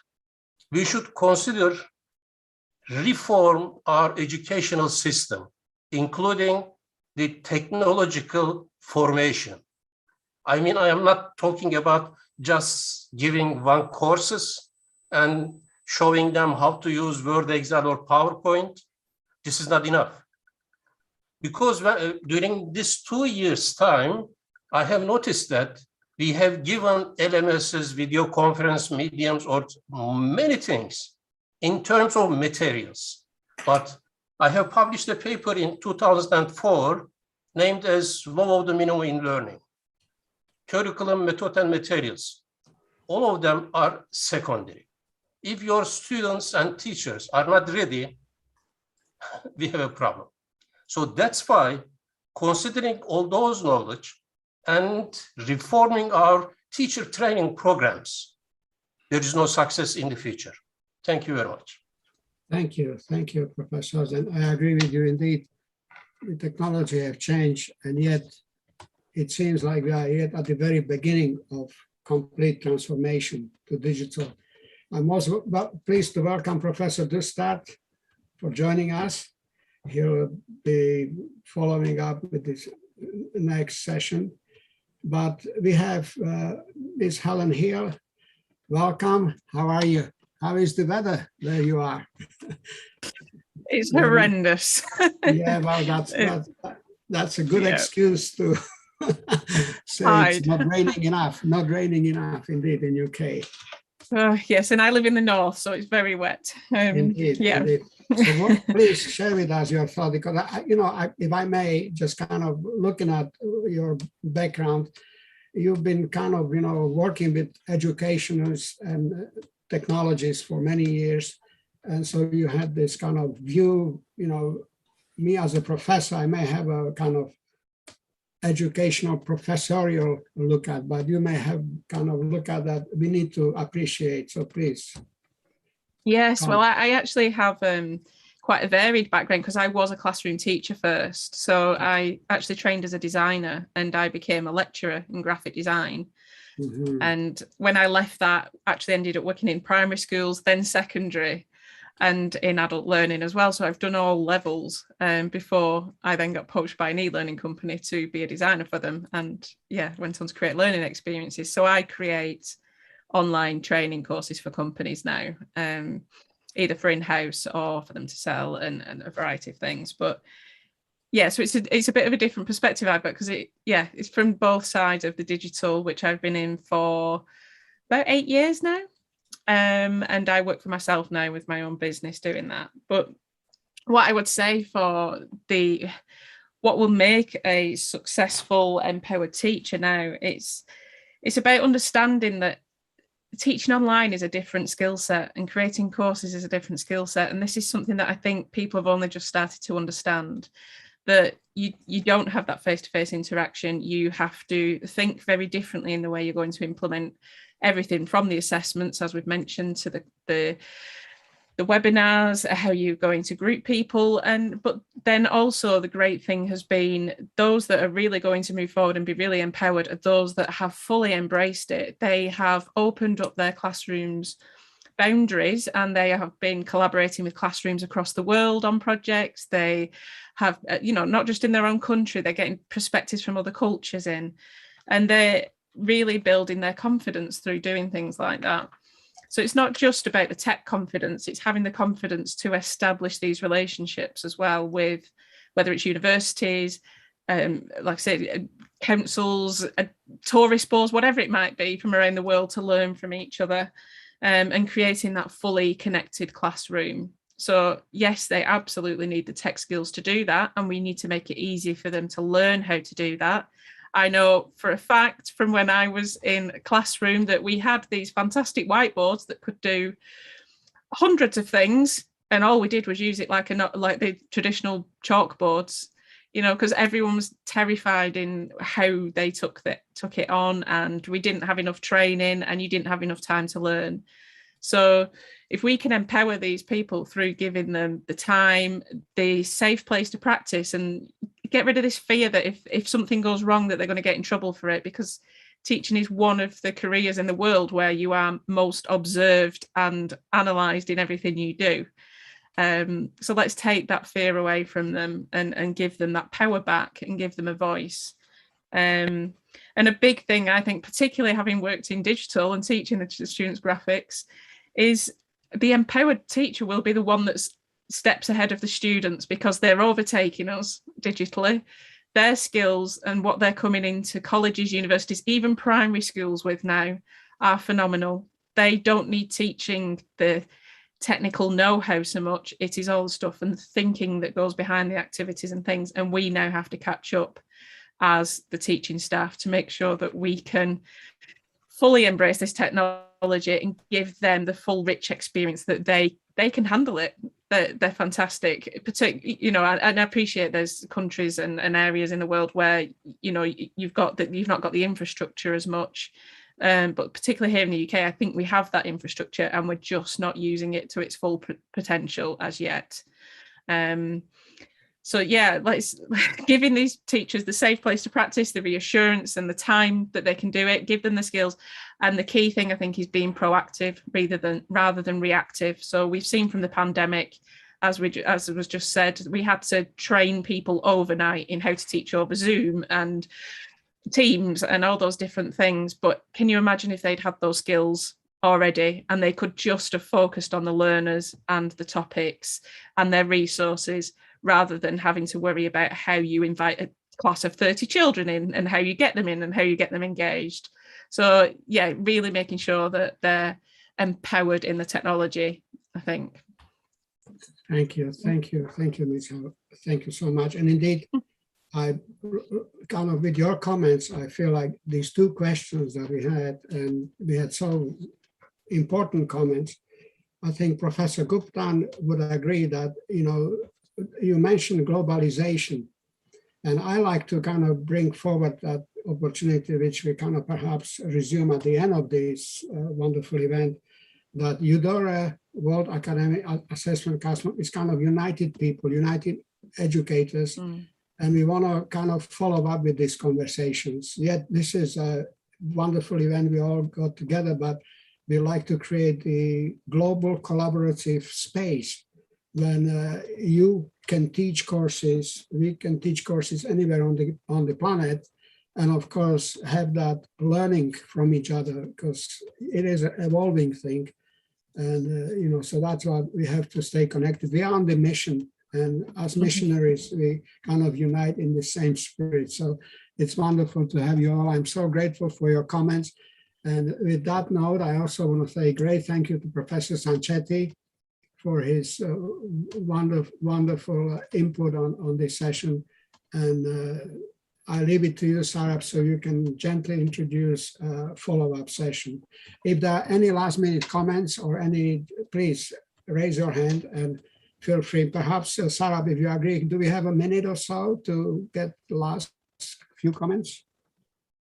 Sure. So in fact, one of the most important thing is that we definitely stay grateful to our participants from Malaysia. I mean, like, it is 11:30 there at night. I mean, like, really appreciate this. I mean, like Professor Guptan and everyone else from Malaysia.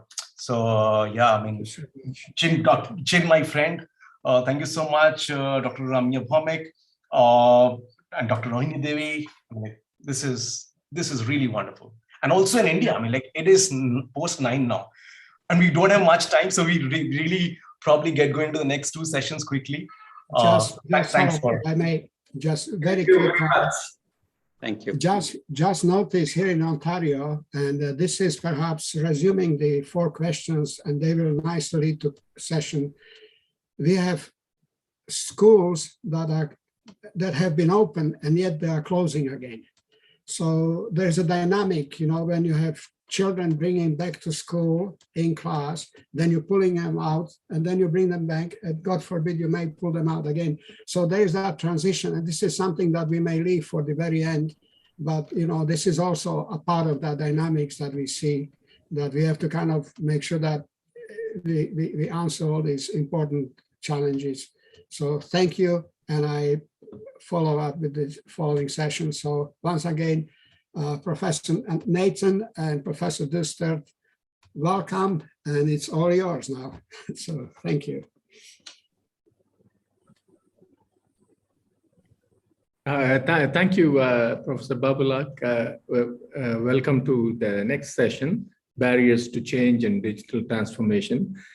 First, I'd like to invite Professor Dustert to kind of set the stage with the opportunities and challenges he sees beyond COVID going into a digital transformation. Welcome, everybody. Also from my side, it's a great honor and pleasure to be in this circle here and discuss some ideas about the digital transformation. I essentially have 4 points, what I believe are key for this transformation. I think the role and the engagement style of the teachers as well as the students, but mostly of the teachers, is changing now and is becoming more of a coach and a mentor. We have increasingly recordings that can be reused, etc. So I think that this engagement style and the role is changing, and it's not going to go back to what it was before.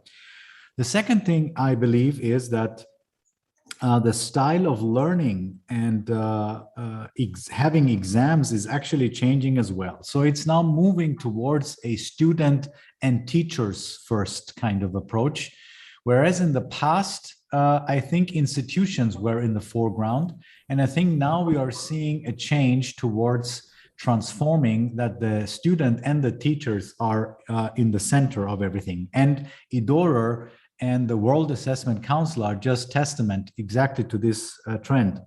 Number 3, I believe that interdisciplinarity of topics becomes more visible. So this means that new curricula can be composed much faster. Once the trainings and teaching and everything is on this platform, such as Eduard, we are much faster in creating new curricula which make sense, which are interdisciplinary. And this is also here to stay, I believe. And number 4, I believe that we are seeing now new opportunities for global structures of teachers and researchers supported by Eduard and the World Assessment Council. So with global structures, I mean that this differentiation between different national institutions in the long run might be reconsidered. We might have global units of teaching and learning, which might be very effective based on the topic that the student is actually interested in. So these 4 items, I believe, are setting the trends for digital transformation in this new time. Thank you very much, Dr. Nathan. Thank you. I think as we go into this session, we will try to be fairly quick as well. Keeping in mind that this is the World Teachers' Day, I think sometimes as leaders of institution, we can think of many other things, but keeping the focus on the teachers and teaching and learning process. We have an audience of probably a few thousand teachers listening to all of us. So keep that in mind. I would like to request some of the comments to focus basically both on a challenge that you think is a barrier or to digital transformation. And if you can be constructive and say, how can we look at that? Both. Identify one of the things practically in your institution, in your practice that you see rather than general. And how can you address, or how did you do that? How did you address that? And we will start with Professor Barbosa from Mexico. A barrier you see, Hector, and how do you address that in your own university? Thank you, Professor Nathan. Well, I'm from Mexico, and I like to take into account in my own experience in my institutions, 2 of these challenges. The first one is about the assessment. I think this is a big challenge because we must ensure a fair evaluation. In my experience, I try to attend by the design and construct of a tool for adapted exams in my PhD. So I could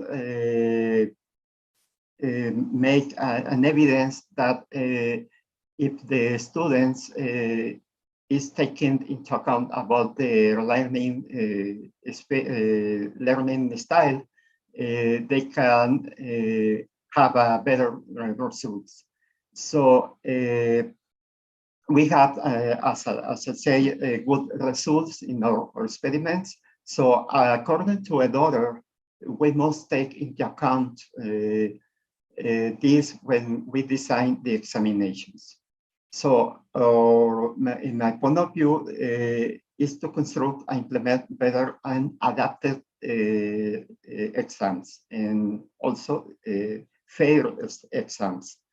On the other side, one problem we have in Mexico, given the dimensions of my country, and also I like to extend to Latin America, we face the same situations, is about the university to have a barrier to implement good IT infrastructure and also the networks to connect.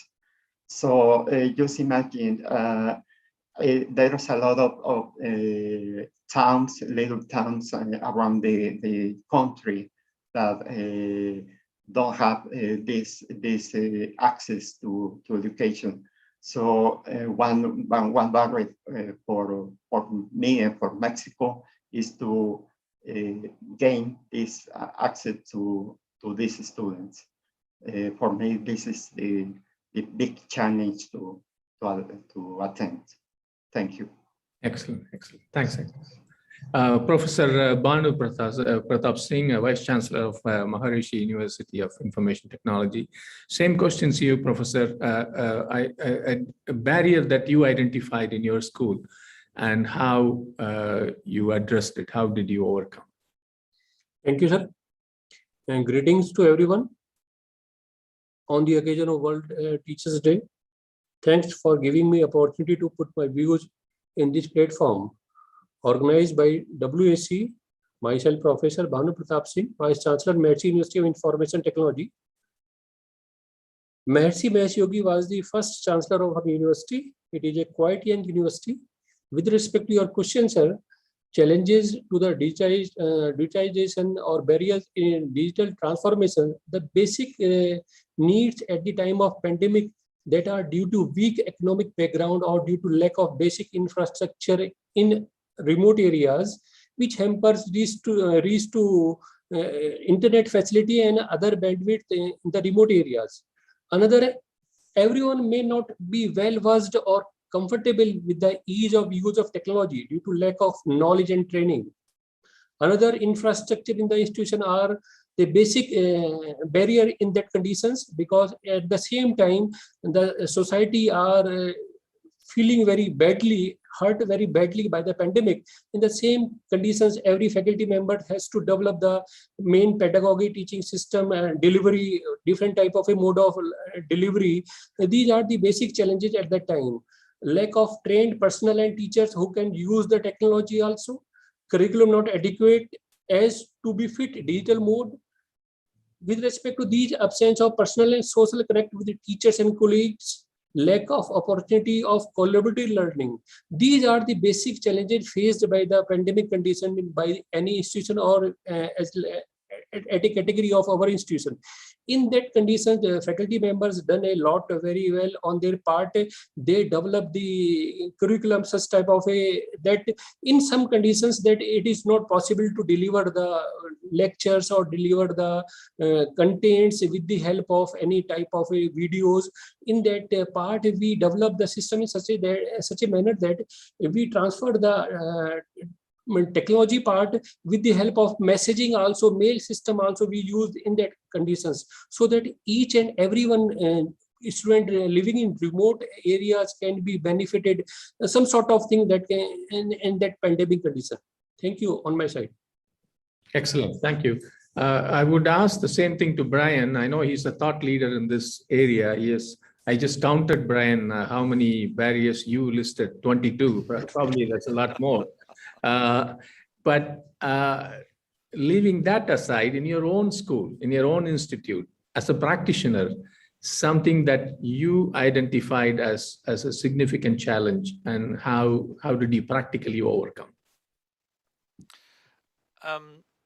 Well, in one of the 22 barriers that I listed, one of them was technology that's overly complex. And I have found over the years that digital enthusiasts and techie people come with solutions to the regular teacher that can often be extremely complex. We started moving a lot of programs online we started around 2002. And the solution we had to this issue was, it wasn't just a matter of getting the enthusiastic teacher to digitalize. It was a matter of getting a whole program online, which had some enthusiastic teachers and some less so. So the solution to that problem was to simplify. And I would say that is still the case now. The solutions that technology people and support people come up with for the regular teachers need to be as simple as possible. You need to work on those with the least skills, get them up on the first rung of the ladder. We can add more sophistication later. So I would say, in direct answer to your question, simplification might be a good solution to the problem of tech skills in teachers. Thanks, Brian. Spoke like a civil engineer. I'm also a civil engineer, so we don't understand the tech language. Professor Rana, I'm not sure if you're here. If you're here, can you? Yeah, I am very much here. Good Can you evening. take it up? Is something that you identified practically in your university. Professor Rana is the Vice Chancellor of Shobit University. And how did he practically overcome that? I like your background, by the way. It's wonderful. Thank you, Professor Senthil. In fact, from my point of view, think that who we are the teachers, we are the guru. We are the person who create not only the future CEOs or the CTOs, but we are the person who create the future president and the prime minister of the different countries. What type of challenges that we faced during the lockdown? Many persons said that, okay, Facebook crisis, WhatsApp crisis, and many other crises. But think about the teachers, the professors. You have not heard a single news across the globe that our professors and the faculty members not pick up to deliver their lecture with the help of the technology ability or not.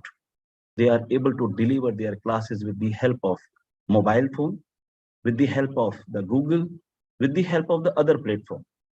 But Professor Senthil, think about, is any government across the globe, they provide the food free of cost. They provide the shelters free of cost. Is there any country provide the database to the free of cost to the student? No.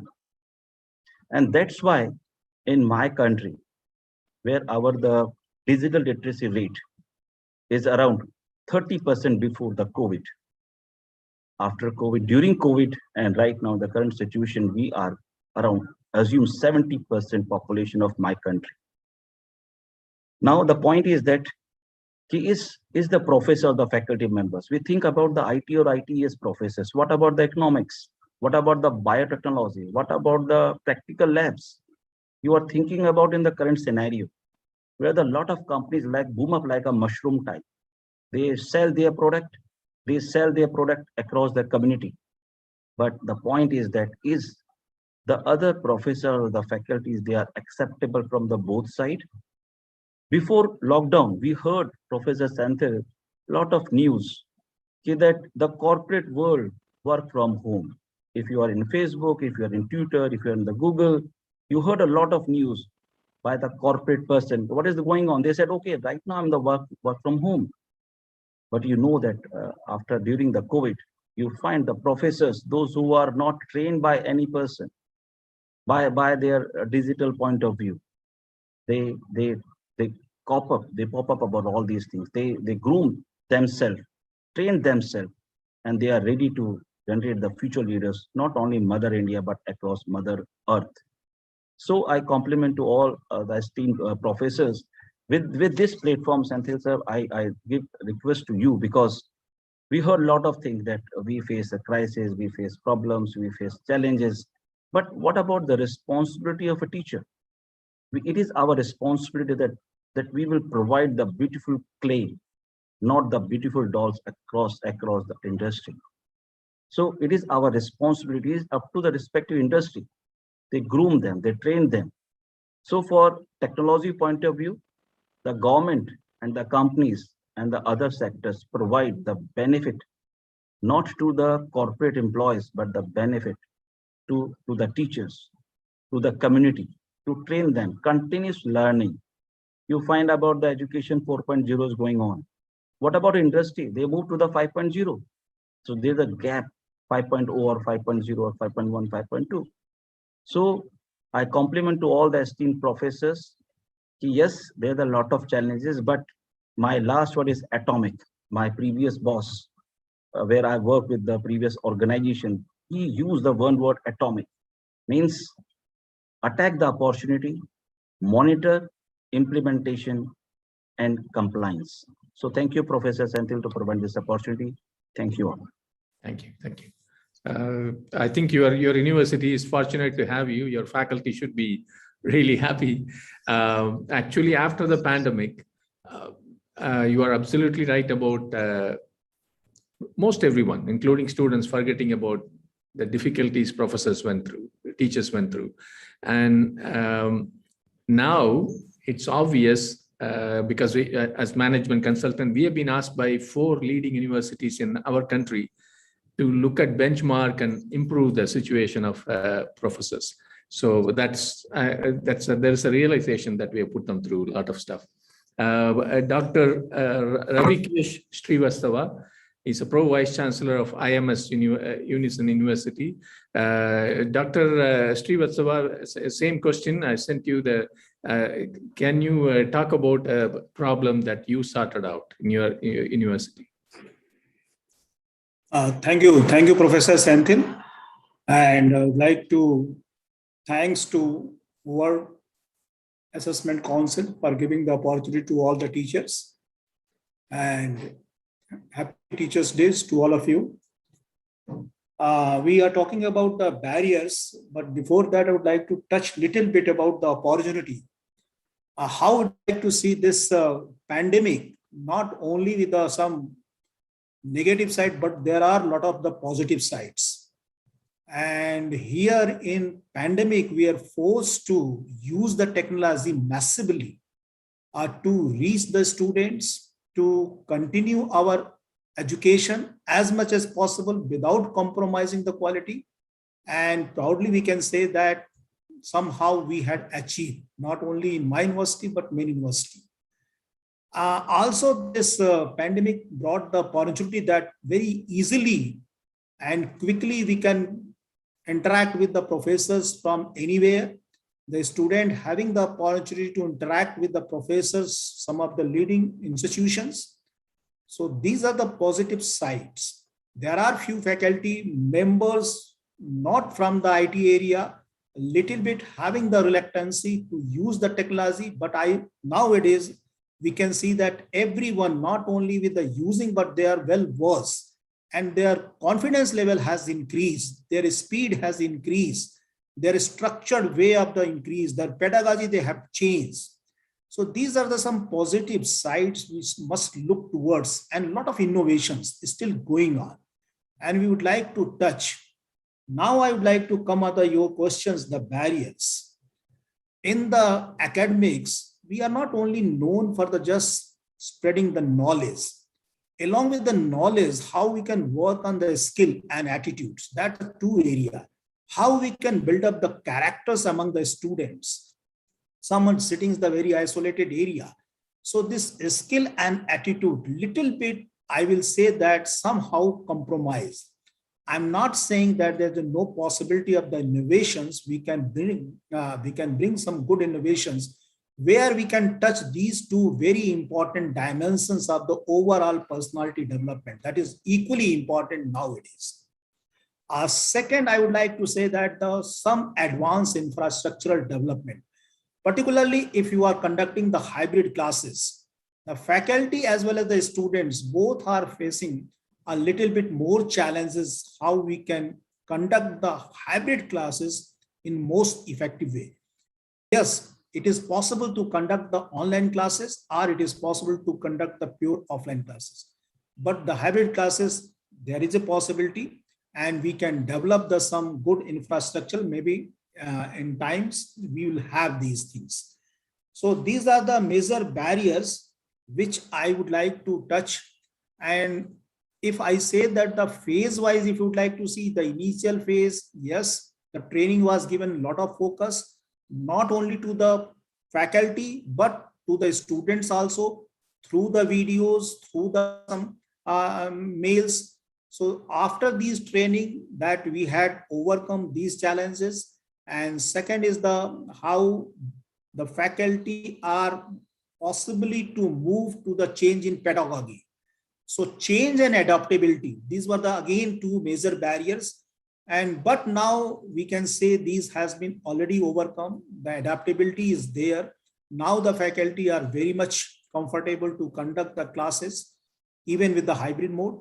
So these are something we would like to share with all of you. And with this, thank you. Thank you, everyone. Thank you. Thank you. Professor Vikas Dhawan is the Pro Vice Chancellor of SGT University. Once again, similar question, if you can look at a practical issue that you faced in your university and sorted out in a digital age. Yeah, at the outside, my greetings to everybody. See, let me be very honest. In the beginning, when COVID came down, all of a sudden we had to go for a shutdown, and all of a sudden we had to shift for an online paradigm. Shift was there, and probably we being a health science university, most of the doctors who are very seniors to most of the youngsters, they are reluctant at using technology at the initial phase itself. Second thing is that even the young professors were not very well aware of the online platforms, how to share those content with the students. Students were not very well versed with how to, be interactive on the online platform. They will just switch off the video and just sit somewhere, and the teacher is not at all aware whether the students are listening or not. Then the other problem came out, which I think everybody would have faced, that some students were sharing some illicit material down the line in the online lectures itself, where many lecturers couldn't control because they were not very tech savvy and couldn't realize what was happening, and they couldn't, cater to the problem. Then, yes, infrastructurally, we had good bandwidth, but somehow down the line, when we were using certain platforms, they were extracting a lot of bandwidth, and here and there the lectures were not very well delivered. Teachers who were sitting at home using their hotspots, and they couldn't deliver lectures, and probably everybody was wishing that yes, pandemic will be over in 1 month or so, and then we'll go back to offline, because all of a sudden everybody was asked to be a tech savvy, and probably it was a difficult task for changing a person of the age of 55 or 56 and asking him down the line that one day you should be aware of all the gadgets and probably using all the tools in the online platforms. Even the online platforms hadn't that features which were quite sufficient to take a full lecture. So these were all the problems. So I will tell you how we rectified it. We shifted immediately to MS Teams, created the domain email IDs of 7,500 students so that we can monitor who is sharing anything on the screen. And then teachers were given a faculty development program for 5 days and were taught how to take online classes using those MS Teams softwares or Zoom, or we had all the 3 platforms. This was Cisco WebEx was also available. So we gave them teaching, and so few teachers opted for Cisco WebEx, few teachers opted for MS Teams. And with those email IDs on the domain, we could easily monitor the students who were enrolled, and their attendance could be taken, automatically. And no outside student used to visit the class, because he knew if he visit, then he will have to have a permission from the professor concerned. Then we had a team of almost 20 people who taught the teachers how to deliver an online classroom. They were from a movie background. They used to shoot movies. So I must admit that teachers were, taught how to be heroes also on the online classrooms, how to dress up properly, what background they should have, and how to speak in front of a camera, where to look at, how to stand in front of a board if they are delivering a lecture through a board, small board, being captured by a motion sensor camera or a camera at their home at a tripod stand. So what facilities they should have, what kind of cameras they should have. So all these things were taught by our university. We hired a good team who were hired at a very high price. But yes, to cater to the pandemic need, because being a health science university, we always knew this is not going to be over very soon, because the pandemic as it is was spreading. Until date, we are not sure when it will be ending, and probably east or west, everybody is recognizing the need of using technology and making teachers more acquainted to these stuff, because nobody can predict when this pandemic will be over. Probably it will stay with mankind forever. Then there were certain other issues. People were reluctant. The biggest issue was the mindset, because probably the elder teachers wanted to be offline, and young teachers who were working away from their home, they probably relished the time, and they at least they had a feeling of staying at home. But nobody knew that taking an online class can be a difficult task, because interaction at the end of the day was very difficult, and courses like medical or dental or maybe engineering which need experiential learning and going to the labs and using equipment. The student will stay away from these labs for a year or so, and I don't know how we can say, but yes, we tried our level best by trying for certain virtual labs from esteemed institutes like IIT Bombay, who were providing free of cost those virtual labs, and we could fetch few experiments from there. Simulations were used. But yes, for medical, the pandemic never had a hurdle because students in medical were coming down the line after third year and fourth year. Third year, fourth year students visited the university and we were teaching them practically. And they were in the hospital using those devices. Though I think for medical student, it was a very good learning because things like this happen in a century.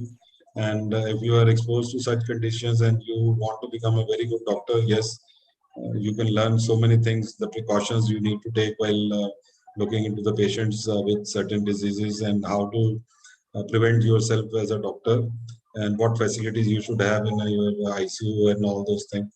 Now things like this alarming came up and we set up an oxygen plant also in the university. We had one of the first RT-PCR labs in Haryana, first COVID hospital in Haryana. So yes, things were challenging, but yes, down the line, we all know that when things on the grim side or things are they present a challenge to you, yes, that is the occasion when you rise up and learn, and learning happens at the maximum. So this is how we catered, and Thank you, Dr. Devan. Actually, what you said about your students taking over teachers, this happened in Abu Dhabi with kids. 7-year-old kids took over teachers' monitor in the beginning. They actually froze her. So that it doesn't have to be teens or college students. The next couple of there are 3 or 4 people left. Dr. Kakolisen, it's more of what barriers, what challenges you are still working on. I think everybody's talked about many challenges that we have overcome, but something that you think it's still ongoing. Thank you so much, Dr. Senthil, for putting that question across to me, and a very good evening to all of you. I've been listening to all the comments that are being made and couldn't agree more with them, all the challenges people are facing and how we are coping with them actually. So I had very small point to make. The challenge I feel that, apart from all other things that have been talked about, we are all in the same boat and we are, facing similar challenges. What I personally feel, and we are working on this, is, we are kind of still thinking that this pandemic, of course, has been like forced on us, and we've kind of, we had to go for online teaching and work around it. But it is not going to go away anytime soon. And not just that, we need to be prepared. Now, the students are more prepared for this. They would not like to go back to the traditional method of teaching and learning. And the industry would expect more out of it. The students' personal lives would expect them to do more than just come to college. Having said that, I would say that the challenge today is to move out of the traditional curriculum design. Our curriculums are designed in a manner where we would all expect the students to be in class and share a lot of information. Now, if you look around us, the generation that we are teaching is much more tech savvy than us. And all the information, all the knowledge that we can impart to them is already available on the internet. So when we make our teaching or pedagogy, trying to cope with what we would have otherwise done in a class and trying to supplement with things and kind of, give them, that plus a little of this and a little of that, students will not be able to relate much with it. Why do students go to school or colleges? Despite all the information being available on the internet, they come for a lot of social learning that happens in the school and colleges. They come for a lot of peer learning. They come for networking. They come for, a lot of, their personality development that gets taken care of. Their ability to work in teams, their ability to resolve issues and, take on leadership roles, which they are not getting that much of it when they are online. No matter whatever, changes we are bringing, whatever improvisations we are bringing, they are still not able to get that kind of experience. So when we say, and that is a problem, this is a problem that all of us face. Students don't come on camera. There could be two reasons, major reasons for that. One, they don't find that kind of engagement and that kind of need that they want to be there. So we need to address that. Second is they feel shy. They don't feel confident of coming over and speaking in front of a lot of people for the fear of that, because they haven't been to college, they haven't been to classes, they haven't made those strong friendships yet. So they feel that, I may look like a fool if I'm going to talk about it. Also, when others are not speaking, others are off camera, why should I speak up? However, in the entire process, while the teachers are trying to put the knowledge there, the students are restricting that transmission. There is a lot that the students are missing out on. And if we as teachers go on to the traditional mode of teaching and waiting for pandemic to get over and waiting for students to come to class, we would have missed out on a lot of time. So our curriculum, to start with kind of come back to what I had started with, our curriculum design needs to be more involving, more engaging. The information could be a little small part of it, but how do we design, how do we get them to do something? That information needs to change into wisdom, into skills. How do we make them do something where they feel that if I'm not doing something, I'm not learning enough? Or if it could be linked to their attendance or class participation or assessments, etc. So that is an area where I think we all need to work on to make our curriculum slightly different and slightly, less dated and more in terms of, what is needed for that. Industry, yes, of course, I think a lot of speakers made this point that we are so very well connected now. Technology is a great leveler. It has made it possible that we can connect with a lot of people, not just, locally and nationally, but also internationally, like we are right now. So we could take that opportunity, we could meet out, we could, kind of bring more people into it. We can, webinars were just too many happening and people lost interest in them too. But if we can make them more interactive, make them, more participative and very, very customized, I think then students will still be interested because they will see value in that. We can ask students to organize it themselves.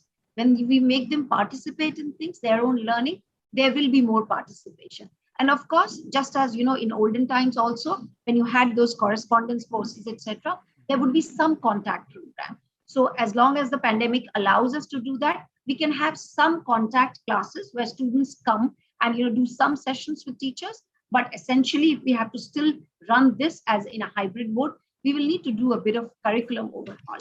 So I think that's what would be my point here. Thank you so much for this opportunity. The rest, I think, has already been spoken. Thank you. Thank you. Professor Kumar, Vice Chancellor of Pratap University, Jaipur. I would request all of us to be to the point on the digital transformation. Right. And if you can identify one barrier and one of the challenges you Thank you, Professor Sandeep. It is a wonderful opportunity to be here today. And wish you all a very happy Teachers' Day. Thanks to WAC and all the distinguished educators and teachers present here today. Well, I must say initially before I start that teacher has been a very few of the fraternity who have thought over and beyond their own biological children this time. So when we think of barriers, we must understand that we were definitely nudged into adopting the technologies, maybe which we would have adopted in the next 4 or 5 years. We have done so in the present situation within the 4 or 5 months time. Now, initially, when the pandemic came into fore, the best of our professors at even Pratap University were scared how to go online.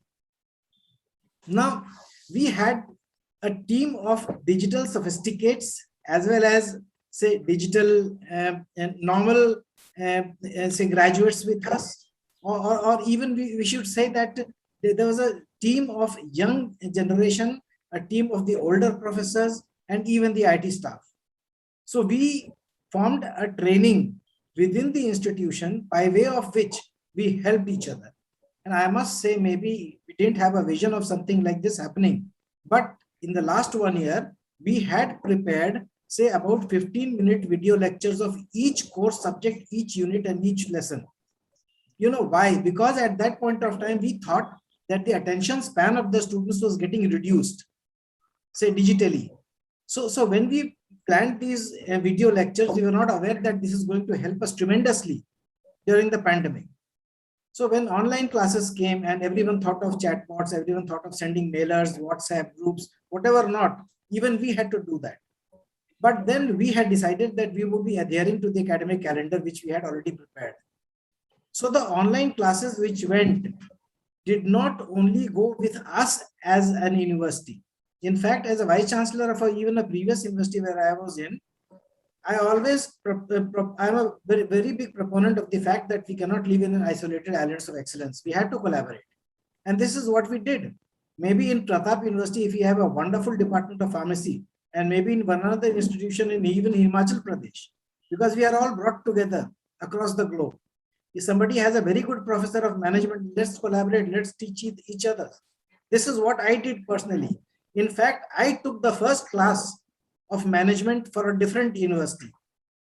When the resistance to change came initially from others, then we grouped together into 6 or 7 universities, and this barrier of not having very good professors who could teach online was bridged to some extent. That was one initiative, sir. Then the second one, even now we find that we say that the parents were not very well connected with, some of the parents are not very well connected with their students in terms of academics. Well, if technology had a barrier for us for online teaching, it brought the parents, teachers, and students much closer. We could see that parents and students at home were discussing about their academics because it was all online. When the students were being taught, the parents were there somehow or the other. So these barriers were overcome by touching the parents also. What we did was we held, it was not a school, of course, mentorship may be a concept, but we had a parents teachers meeting online. We brought in many parents for us. We brought in all the alumni back to us and said, whatever you have a practical application in the industry, come to our students and tell them, help them right now.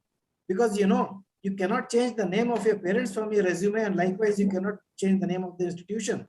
We are all wedded together for life.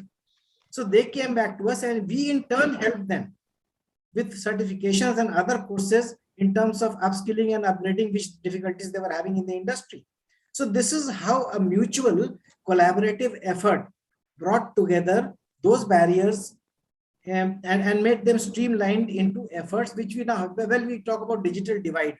That had a big problem for us. Even now, I say when the government of Rajasthan has said that we can now start physical classes, we have done so, but there are 70% of the students right now in the classrooms.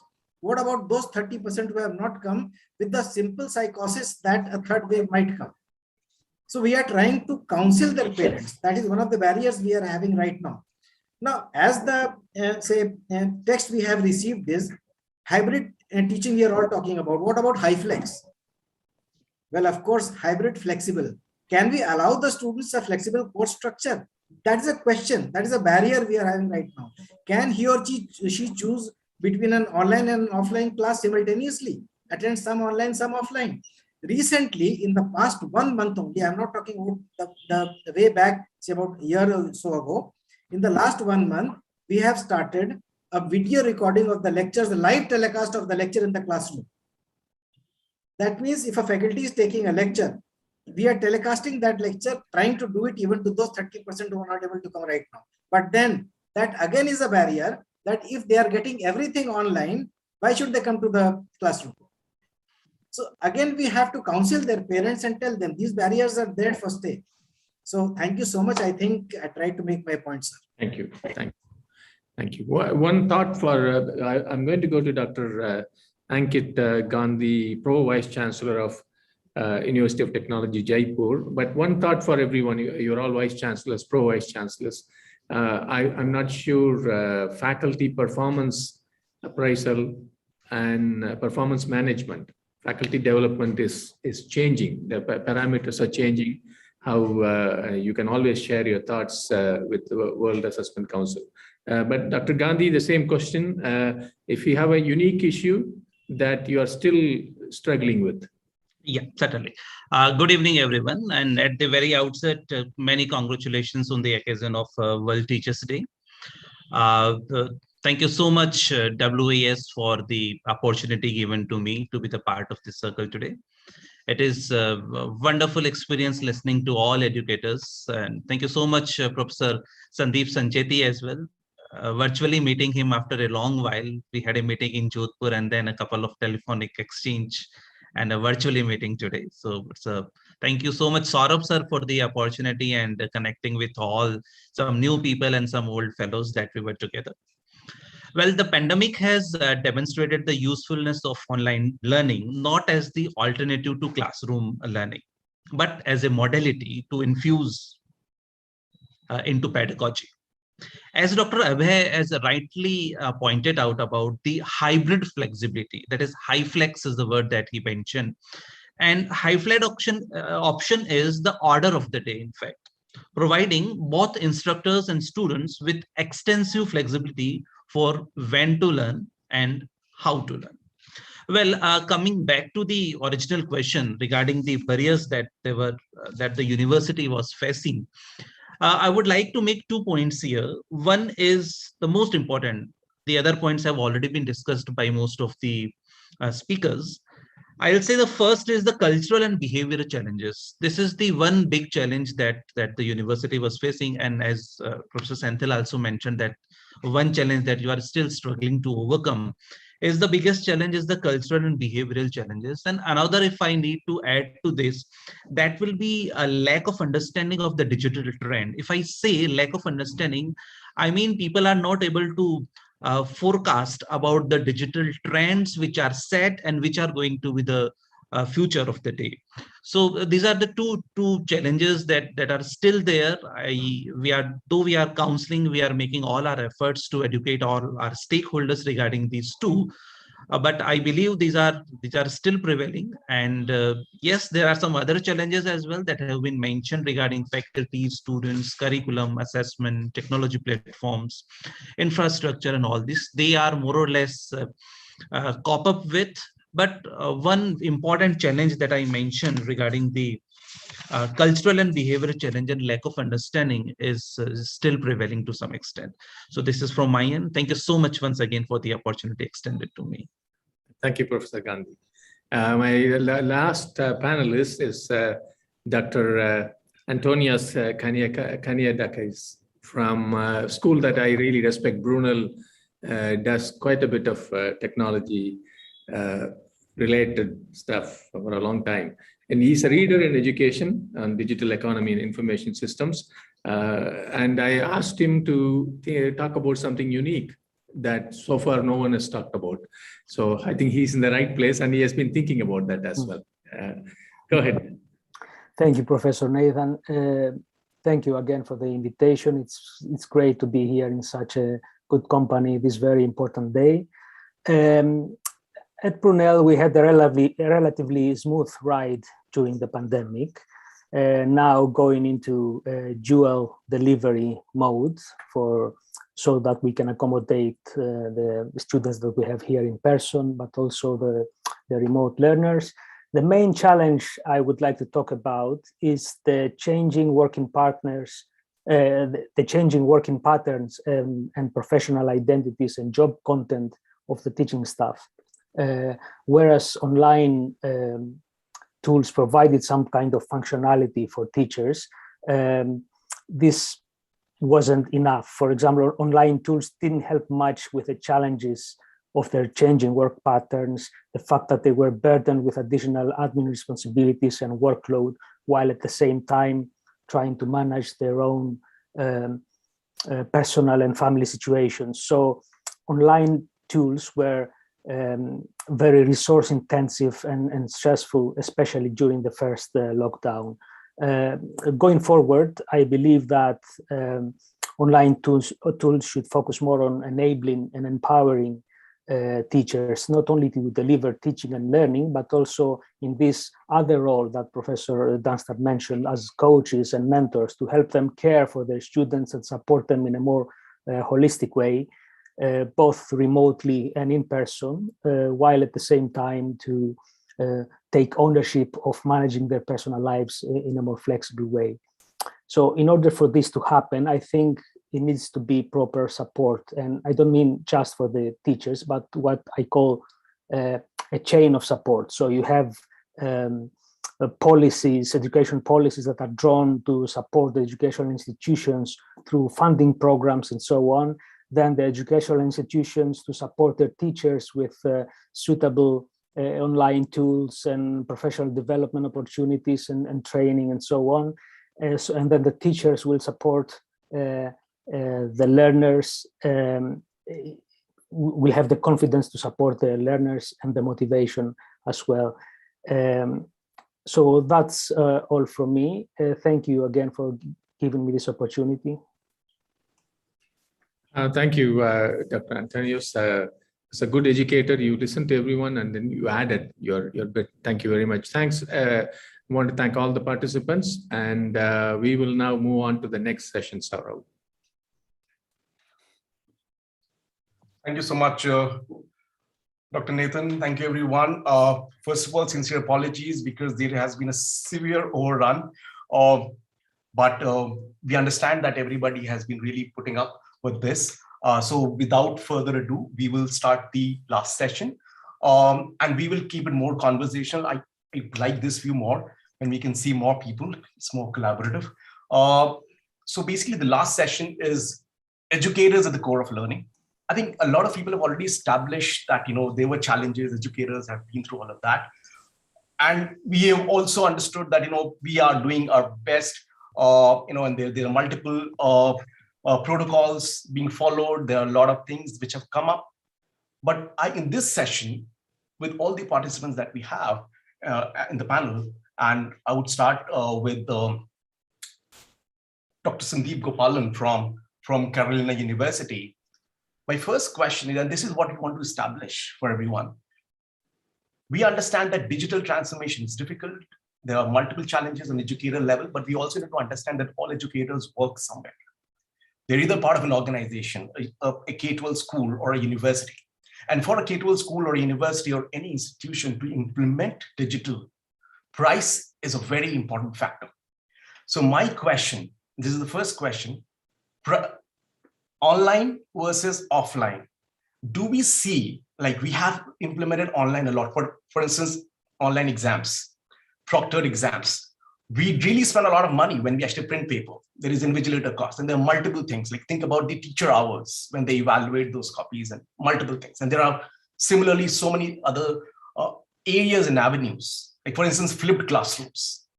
A lot of people are saying that they are televising, recording the sessions. So there are multiple ways. So my first question is, do we see that online and offline, which one is cheaper in some ways or is inexpensive in some ways? Let's stick typically to the price point here. Dr. Gopal, welcome and happy Teachers Day.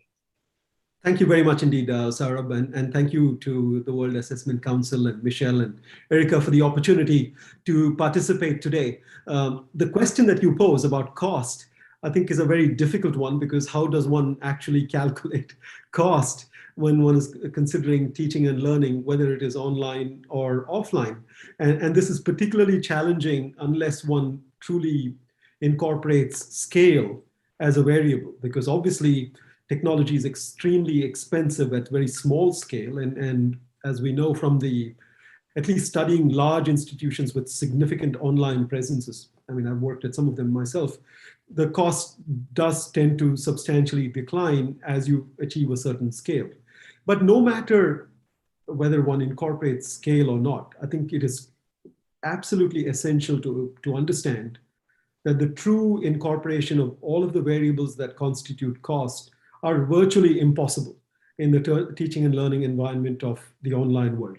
The reason I say that is if you look at a lot of the polls that seek to capture teacher behavior and satisfaction and in turn happiness, especially with the exogenous shock of the pandemic, you will see a universal report of dissatisfaction, unhappiness, and stress as it obtains from the transition of the pandemic, right? I mean, some of the surveys in the US, for example, there was a major survey conducted by the Chronicle of Higher Education, which showed that 70% of faculty members were very stressed since the pandemic happened. And the change is very drastic because the year prior, the percentage reporting stress was 32%. So in other words, in 1 year, it's more than double for faculty members to report stress.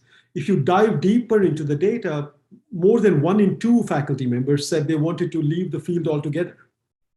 So what's the reason?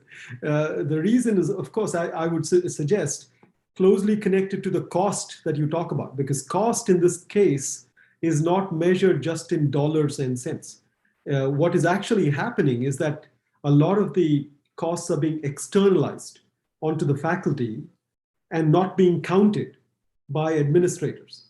So whereas it seems like online is cheaper in many ways, it's only cheaper because the costs are being externalized to faculty members and not reflected in the true economic cost of the operating model of online versus on campus. So once you do incorporate those costs in terms of burnout, in terms of turnover, in terms of dissatisfaction, in terms of stress, in terms of anger. I mean, one of the variables in the study that I mentioned, the percentage of faculty who reported being angry is 35%, which is, again, more than twice of the anger reported in the year prior. So how do we quantify the cost of anger? Because clearly it's not invisible, nor is it immaterial, because anger of the faculty manifests in some form or the other towards both students and towards administrators. So it's not costless, and yet it's very hard to quantify. So to round up and to not take too long, the point I would seek to make is cost beyond just the dollars and cents is very, very significant in the higher education context, because educators do not come and seek a career in higher education for monetary and pure economic rewards. The primary driver for why people become educators is non-pecuniary. So without understanding that, and if a big part of the reward structure is taken away and is not counted, what it means long-term is that we will not be able to attract good people. And two, to the extent that we are able to attract them, we cannot keep them.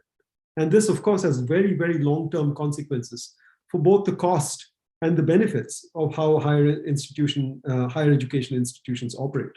So we need to find a model where the rewards and the performance structures of higher education, particularly for faculty, incorporate what it means to be rewarded as educators. And that goes beyond the dollars and cents. So in other words, when you know you get a paycheck and the paycheck is different to what your contract says, of course, the average faculty member will go to their dean or administrator and say, why am I being paid less? We need to find a way where a similar conversation can be had about job satisfaction and or happiness, if you really have to consider whether online or on campus is less costly or not, because otherwise you're having a meaningless conversation that counts some things, but doesn't count the full picture. So I'll just stop there for the present.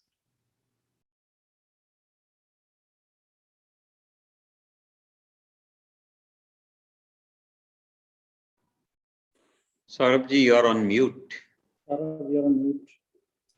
I'm so sorry. Bang on, Dr. Gopalan. I mean, like, definitely it's a very valid point. We truly understand that, in order for a true digital adaptation for universities, the costs have to be, put up in a way that, it becomes affordable. Of course, there are non-tangible aspects as well, apart from the cost or the money part that you just spoke about. Before I wrap up, because I understand you would have to leave as well, what's the digital strategy at Carolina University, USA? What are the takeaways? Are there any takeaways for us quickly? Yeah, so what we've done is we were already well adapted to an online hybrid model, but we've really embraced technology to reduce the stressors that typically affect faculty. So for example, attendance and engagement is a major problem in the online world. Of course, it's also been a problem in the on-campus world, but it's kind of ignored in the on-campus world because just presence, as long as a student is sitting, whether they're paying attention or not, you kind of assume away some of these problems. But in the online world, as some of the speakers mentioned, the problems with integrity, with plagiarism, with fake participation, etc., are magnified. And so what we've tried to do is incorporate things like live proctoring and online proctoring, not just for exams. So we've sought to incorporate proctoring as a tool to capture attendance and engagement. Because as you know, in the US, the regulation impels a certain degree of regular and substantive interaction in order to be approved as a higher education institution. This is very hard to do unless you know that the student who is registered for a course is actually present. And if they're not turning on the camera, or if they're just claiming to listen to it while driving, that is not regular and substantive interaction, at least as the regulations are intended to achieve. So we've tried to overcome that. And this has been a problem for faculty, because how do you put pressure on a student to show that they're regularly interacting with the materials?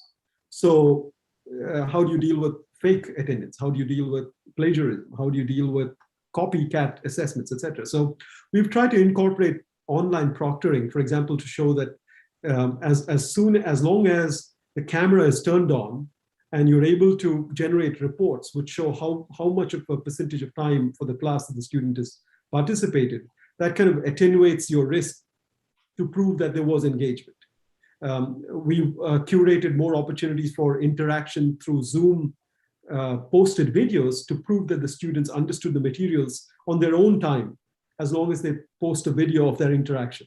So I think we've embraced technology to take away some of the more compliance-based tasks of faculty, so that they can focus more on the rewarding side of their teaching.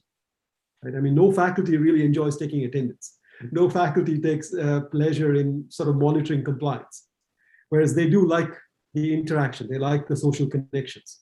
So we've tried to free up some of that stressor time and give the opportunity to focus on the more rewarding functions of the teaching journey.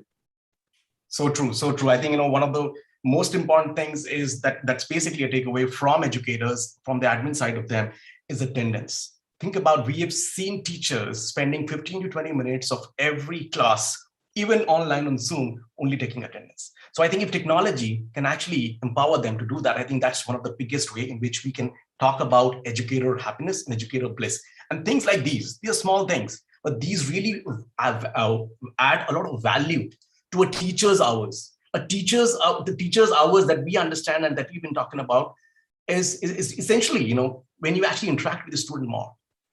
And I think with this, these are wonderful thoughts. Thank you so much, Dr. Gopalan, for your time.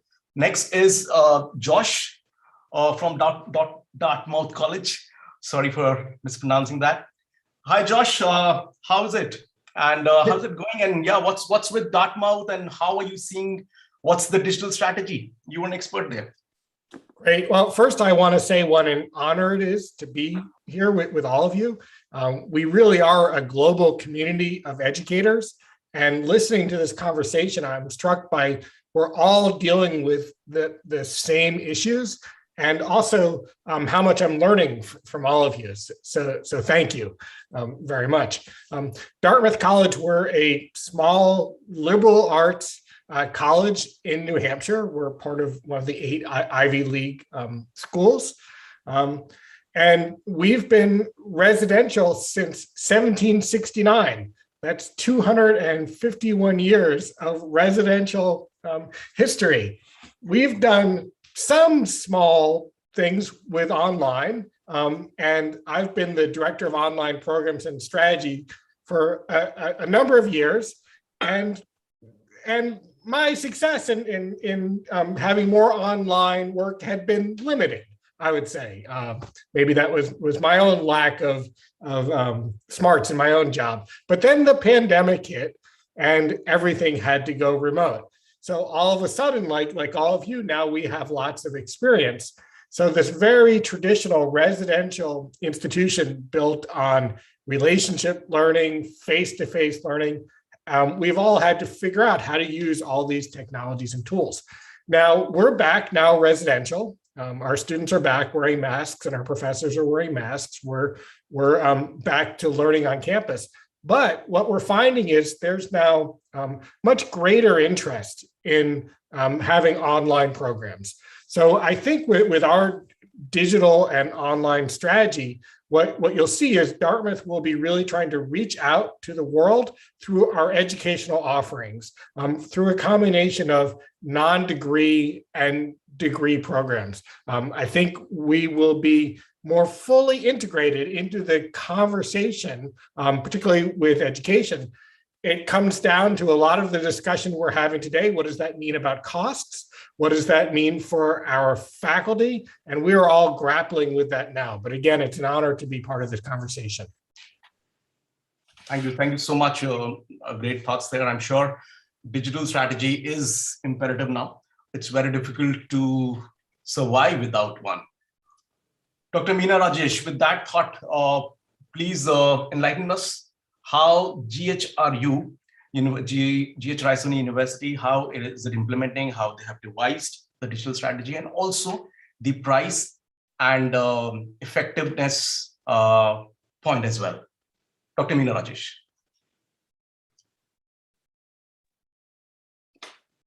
Yeah, good evening all. It's a pleasure being part of this wonderful panel and discussing about the happiness of the educators using the technology or the digital platform.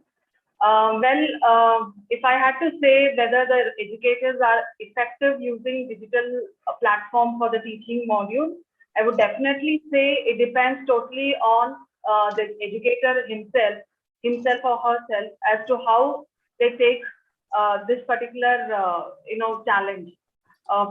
We talk about extrinsic motivation and intrinsic motivation. If we address the intrinsic motivation of a particular faculty or an educator, and we address the part of addressing the purpose, ultimate purpose of using technology in teaching arena, or talking about the autonomy of it, definitely the impact or the effectiveness is on a higher end. And if we address the question why we are using digital platform, I think more or less we get the answer for every question that is being discussed in this session. Instead of what are the benefits of using a digital platform, or say how a digital tool has to be used in the teaching arena. Instead of that, if we address why we need to use it, I think that would make more sense for an educator, because there lies the solution for all these problems that we have been discussing for the last 1.5 hours. Definitely, technology will help to solve many problems of the educators. It will be definitely, it will help them to organize and be more effective. Until and otherwise, we address the main question of why we need to use that for a particular subject, because every subject cannot be taught digitally. You need to have a blended mode, and definitely, if one addresses that issue, the happiness and the effectiveness would be more for the educators themselves. And the second important point is every educator is not that equally adaptive for the technology. Especially in India, if you see, we have been talking about capacity building program for every teacher to handle various tools that we have been using it. So, but definitely there are a set of people who are more proactive and could learn these IT or digital skills. Now they can act as a catalyst to propagate the use of IT tools in teaching. So in our university, we have been doing that, though a set of, the entire faculty members undergo the capacity building program, but then there are a group of, people or team members who have adopted it in a much faster way, and they have been acting as a catalyst and making the other team members down the line to adopt it in a more effective way. So definitely that has added advantage. Meanwhile, if you talk about cost, now in Indian education system, we have been following this Gurukul or kind of an structure where the social plus the infrastructure part plays a major role in Indian education system. We have invested huge amounts in our infrastructure, but this COVID pandemic has taught us that right now the investment needs to be looked at in the IT infrastructure rather than in physical infrastructure. So that was a good lesson for all of us, especially the young university like us, who have it's an eye opener for us that definitely IT infrastructure needs to be looked at, and down the line it will be more effective for us in both in terms of cost as well as in terms of return. So this is what I had to share from my side. Thank you. Thank you so much, ma'am. I think this definitely great takeaways. Like you said, some people adopt it quickly, some don't. I think technology and the UI UX, that's what we call for most of the products, also is to be blamed, because the same people, they have no issues navigating around a Facebook or an Instagram, which means they have done it better. So I think the edtech of the future should also be very user friendly and very easy for everybody to adopt quickly. With that note, I move to Professor Unyang.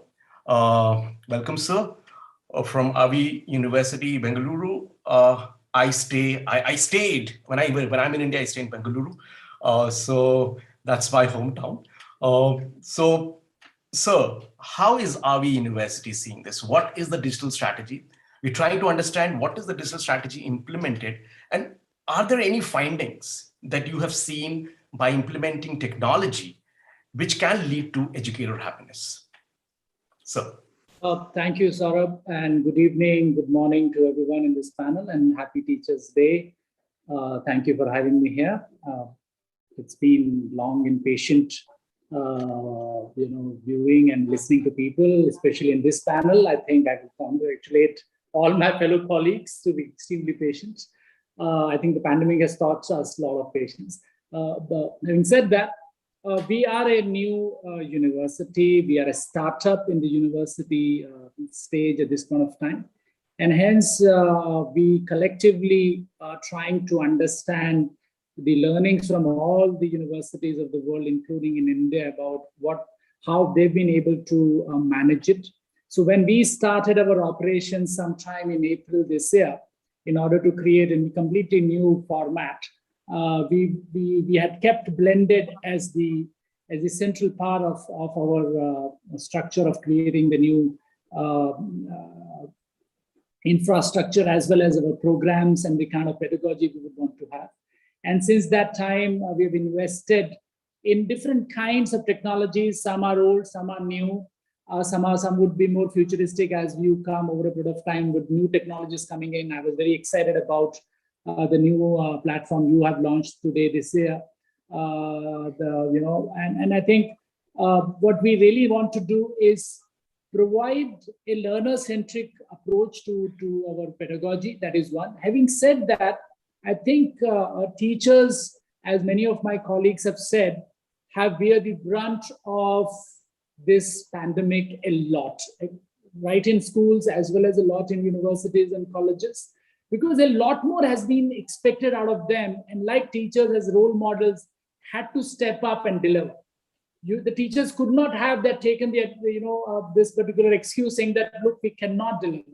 So they really, the learning curve was very, very huge for many, many of us, and a lot of talks have been said about it. As Dr. Gopalan also said, has led to a lot of teacher stress and teacher disenchantment with many things and so on and so forth. But there's also a learning and opportunity for teachers and professors and learners to try and adapt to the completely new way of teaching, learning, and thinking. That is one. Second, completely flip the argument of teaching versus making students learn. So what we are trying to do at RB also is I put students at the learner centricity in that particular sense, and teachers are trying to find ways through which, and because we have even 3 different schools, school in design, school in liberal arts, and school of economics and finance, so our pedagogy requires very different kind of approaches for students. Secondly, in Bengaluru, we are happy to tell you that we have started the offline classes with everybody being vaccinated and so on and so forth, with too much of caution. But yes, students have started coming to campus. So that's a welcome change, but we are circumspect. So we have created technologies so that There is a lecture capture which is happening. There is a live streaming which is happening. There is a tutorial classes being done through Zoom. Now through Zoom also what we're using is try to link it up a lot more of the Zoom, that group, what is it called? I think the breakout sessions. Breakout sessions, right. So essentially to ensure that students are participating, and I think one of the professor has said that rather than counting attendance, let's look at what are they contributing. So we're breaking our 2-hour sessions or 1-hour sessions into 30 minutes modules. So even those things have been broken down into multiple levels so that there is a lot more engagement happening between students and faculty, between students also. And then it's an outcome oriented, saying that after 20 minutes or 30 minutes, what is an outcome of that particular learning? And that is being measured rather than a mere presence of somebody. So class participation is one part of it, but what have you done? What have you learned? How can you showcase? Like, for example, I teach a course on anthropology and business, and that is very, very field driven. Now, I cannot send all my students out in the field because of pandemic and many others, but a lot of learning happens when we do things in a workshop mode, when students learn from each other's experiences, come up and showcase and come up with a presentation or come up with a poster or come up with a learning outcome, and that gets measured rather than their mere presence. So I think what we're trying to do, not just us at RV University, which is a new university, and trying to learn from all of us here, but also try and completely reimagine what it could be in years to come, because students will be more demanding, parents will be demanding even more, and that will put up a lot more pressure on faculty to deliver. Not a very happy situation for faculty who've been doing things the conventional manner, but I think that's a once in a lifetime opportunity for us to completely transform the way we think teaching and learning. Thank you. Absolutely, once in a lifetime opportunity to really embrace digital, really embrace the transformation, and also imbibe the best parts of it that we learned in COVID. Thank you so much, sir, and all the best. And we'll be happy to empower your digital journey in ways more than one. Next is Dan, dear friend, from one of the, I love this organization, Global Schools Business Network, GSBN. He is the CEO, and he is a management guru because he keeps speaking to a lot of the Howards and the best management institutions in the world. Dan, welcome. What are your observations on the digital strategy? How are B schools? This is typically from B school standpoint. How are B schools around the world dealing with this? Well, thank you so much, Robin, and thank you for having me here. And most of all, thanks to all the educators that are on the line. Today's your day, World Teachers Day, and we thank you for everything that you do, especially the work that you've done over the last 1.5 to 2 years. Thank you for that. I'm going to keep my remarks short, and they're not specific to business schools. I know we have a much wider audience here, although my work has been mostly with business schools. I know we have a much wider audience in here, and just keep them very general. You know, I still think we're at this stage where most of us are using only a small fraction of the tools that are available to help us with teaching. And that includes online teaching, but also the kinds of tools that we use to do other things associated with teaching. And that does, I think, lead to a good deal of unneeded frustration, pain, as we might say. I agree with Dr. Gopalan that these costs are difficult to measure and understand, but they're important, and they're important for a variety of reasons. I'll just kind of narrow it down. From my point of view, technology, when it works best, is such that it enables educators to do what they love.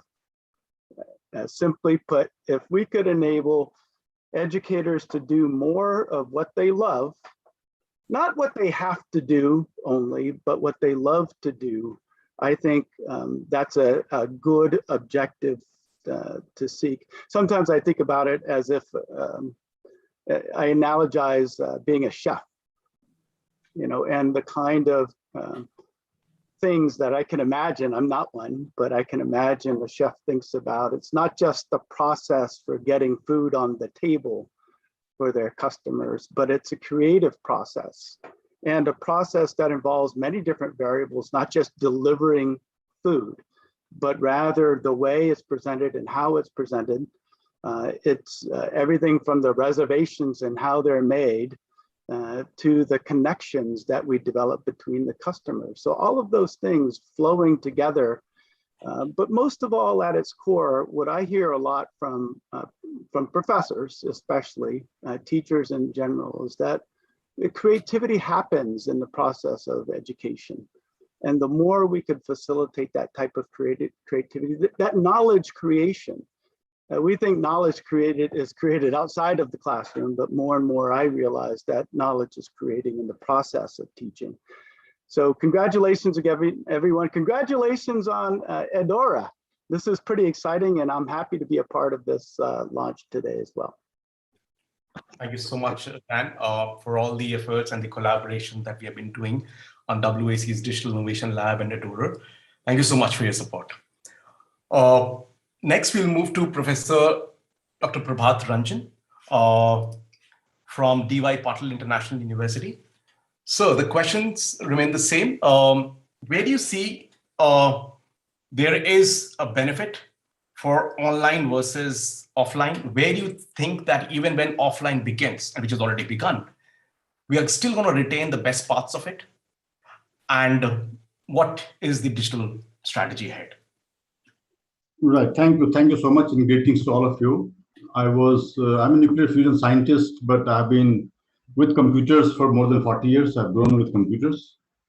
And I was heading India's technology think tank, TIFAC, in Delhi from 2013 to 18. And we prepared this document, Technology Vision 2035 for the country. And to see this document, actually, we had talked about many of the things that we are discussing today. And even 20 years ago, when I moved from national labs to university, we were discussing about to scale up the teaching system, we had to use online system. So I've been working on this for a long time. And even in Delhi, I was running a program on behalf of the Government of India to help women who had mid-career break. And they were spread all across the country. So we're using the same facility that we're trying to use today. So when I started this university, I'm the founder, vice chancellor of DY Patel International University in Pune, which is in Akurdi campus, where there are multiple campuses of DY Patel.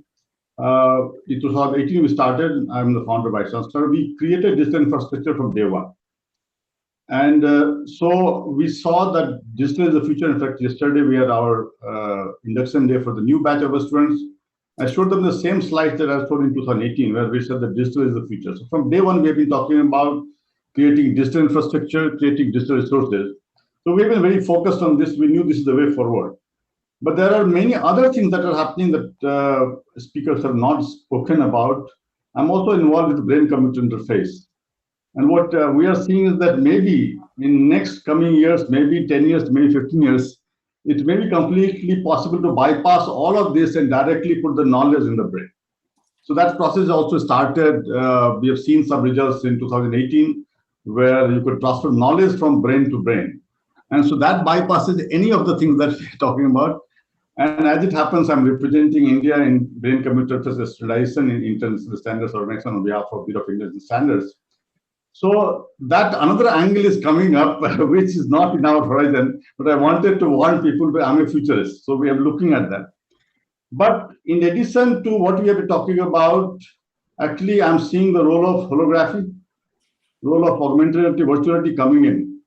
And I had visualized as part of Government of India one challenge called multilingual holographic guru. That means it's a guru in your room, backed by AI, which is a customized guru, which is for you in your language, the way you learn it. And that is something that I've been working on also. So there's a lot more happening. The online is the way forward, but offline mode, as we have started calling it now, we never use this term offline actually. So true. It has many other dimensions. We saw that many female students wanted to come back to campus. The pressure on them in home was much more. So they enjoy a freedom that they come. So they wanted to come back, and many of yesterday, as I saw many of them coming in, and some of them are staying around. I did not know that they were around the campus over there from other cities. So there's a lot more than just the teaching learning process, the psychological aspects. Even for faculty members, I've seen that some of them, especially women faculty members, they felt that when they come to campus, they can focus on their work. When they're in home, there are other kind of pressures that they have to deal with in the home. So actually, we cannot avoid offline mode of learning, but at the same time, online has to be going to be there. So we will see a mix of this. And personally, I have made sure that we are ready with the infrastructure. What we faced, problem we faced when the lockdown started last year was the sudden intensity with which it happened when the supply chain and everything got disturbed. If you didn't have internet connection in your home, even in cities like Pune, there are problem areas where you don't have places, or it may be part of the home, the corner of the home that you are staying in does not have proper link. So that affected where suddenly we didn't have access to things. There are no webcams available. If you wanted to buy, I tried very hard to get these resources. Once people started to come to campus, the faculty members, it became a little easier because to arrange everything in home was very tough when delivery was not there. So today, actually, we are quite comfortable. Now, most of the faculty members are coming to the campus. We had parents and students, a small percentage of them come to the campus yesterday in limited numbers because we had the induction program. They're very happy to join us. And I could see there were students. In fact, I remember a student meeting me day for yesterday. His father told him that he's very depressed. He doesn't know why he's doing what he's doing. We met him and he told me that 50% of the problem disappeared once he came to campus. So beyond learning process, beyond that, there's much more that happens. The peer learning that happens, the psychological things, growing up as an individual, all of this happens when you move out of the home, come to campus. So I believe that we will have online things going on, but offline is going to be equally important. I don't see a cost issue. Costs are very small compared to the overall cost of the system. Thank you. Thank you so much. Before I rope in Professor Raman, this is a very interesting thing. In fact, Professor Ranjan, in fact, I was also having a similar conversation with some of my friends. And this was based on one of the episodes that we saw on the Twilight Zone. The Twilight Zone is basically a series of things, and it started in 1960s and it still has wonderful episodes. There was an episode where they talked about this, that, okay, hey, why don't we transfer all the information that we have and all the knowledge through a chip or whatever, and it just gets the way we upload, the way we transfer data from one system to the other. Now, my question is, if that happens, it replaces the university ecosystem. So when do we see that happening?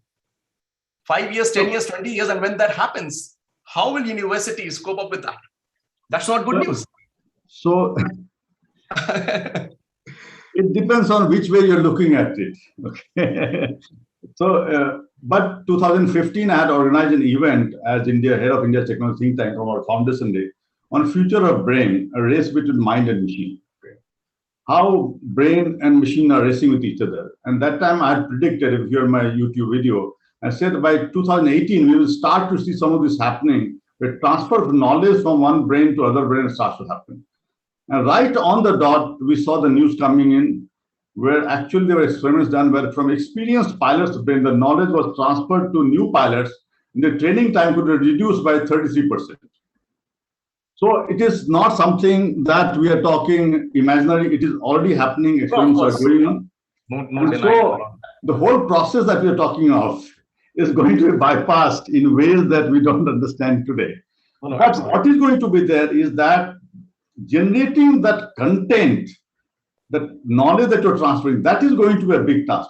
Today, just a small thing I'll mention, I'm trying to now reinvent the library system that we have. So I'm trying to bring students back to library.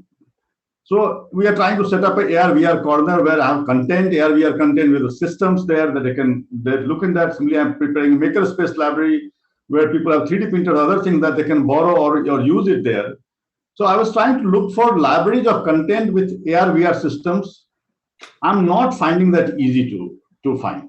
But today also just now got a mail, somebody said that, no, I can develop it for you.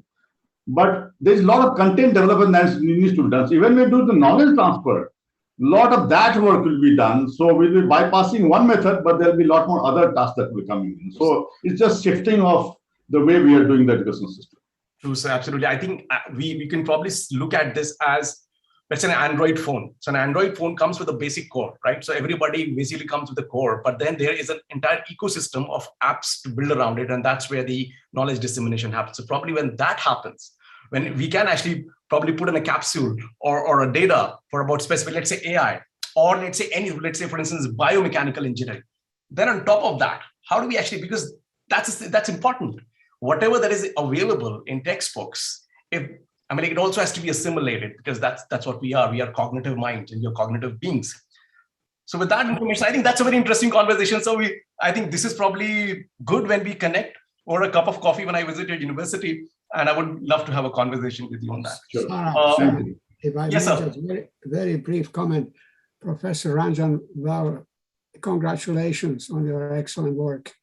I am really excited to see that, that brain-machine, brain-to-brain interaction. We had, first time I remember 2010, it was actually in Pune, India. It was ITU, Kaleidoscope, or Jules Verne, what's beyond the Ethernet.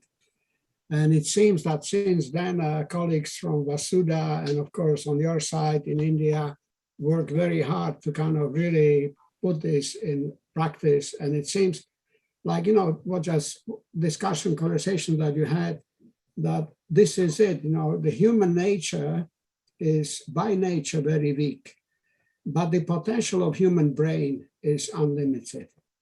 And so indeed, it is a kind of challenging when I think now, again, coming to Professor Duster, we will create multidisciplinary team of experts, medical doctors, distinguished computer scientists, engineers, sociologists, psychologists.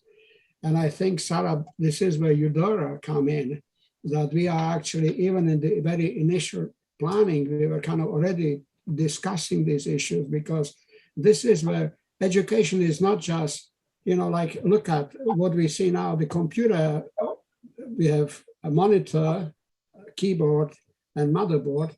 And yet, in the years to come, our children, grandchildren may say this looks like a toaster machine. So indeed, you're right. There's a dimension that we have not explored, and we are at the very beginning. So I love to collaborate with you. And of course, as we all are now connected, to explore opportunities, how we can contribute to the advancement of that. Because indeed, then it actually, technology will become part of that resource. Human resource is by taking good food, having good lifestyle, making good night's sleep. But the machines, computers, they are still, in a sense, in isolation. They're so much power dependent. And yet, indeed, to find that almost, if you like, magic connection, then yes, the machines could be a resource for humans to become super brain people. Sure. We can have a separate discussion on this because the time today is short. Sure. Let me call in Professor Ranjan, MIT University. Hi, sir. Welcome. MIT University, Ranchi is a very prominent institution, of course. So how is MIT University addressing the challenges of digital, and what are the takeaways that we can learn from you, sir? Well, firstly, thank you very much for giving me the opportunity. Wishing everyone a very happy World Teachers Day. We began by saying that we have to now perform as a sage on the stage and guide on the side is the right proverb which I would begin with. And at the same time say that it is the crisis which creates or distinguishes a leader.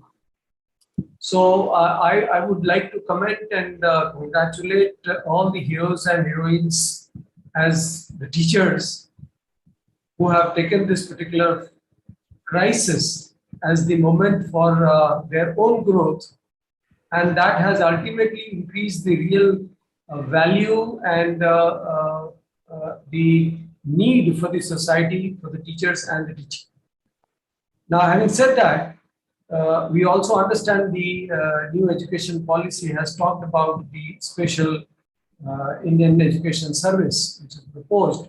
That will also gain importance, which automatically means that we cannot replace the real physical teachers.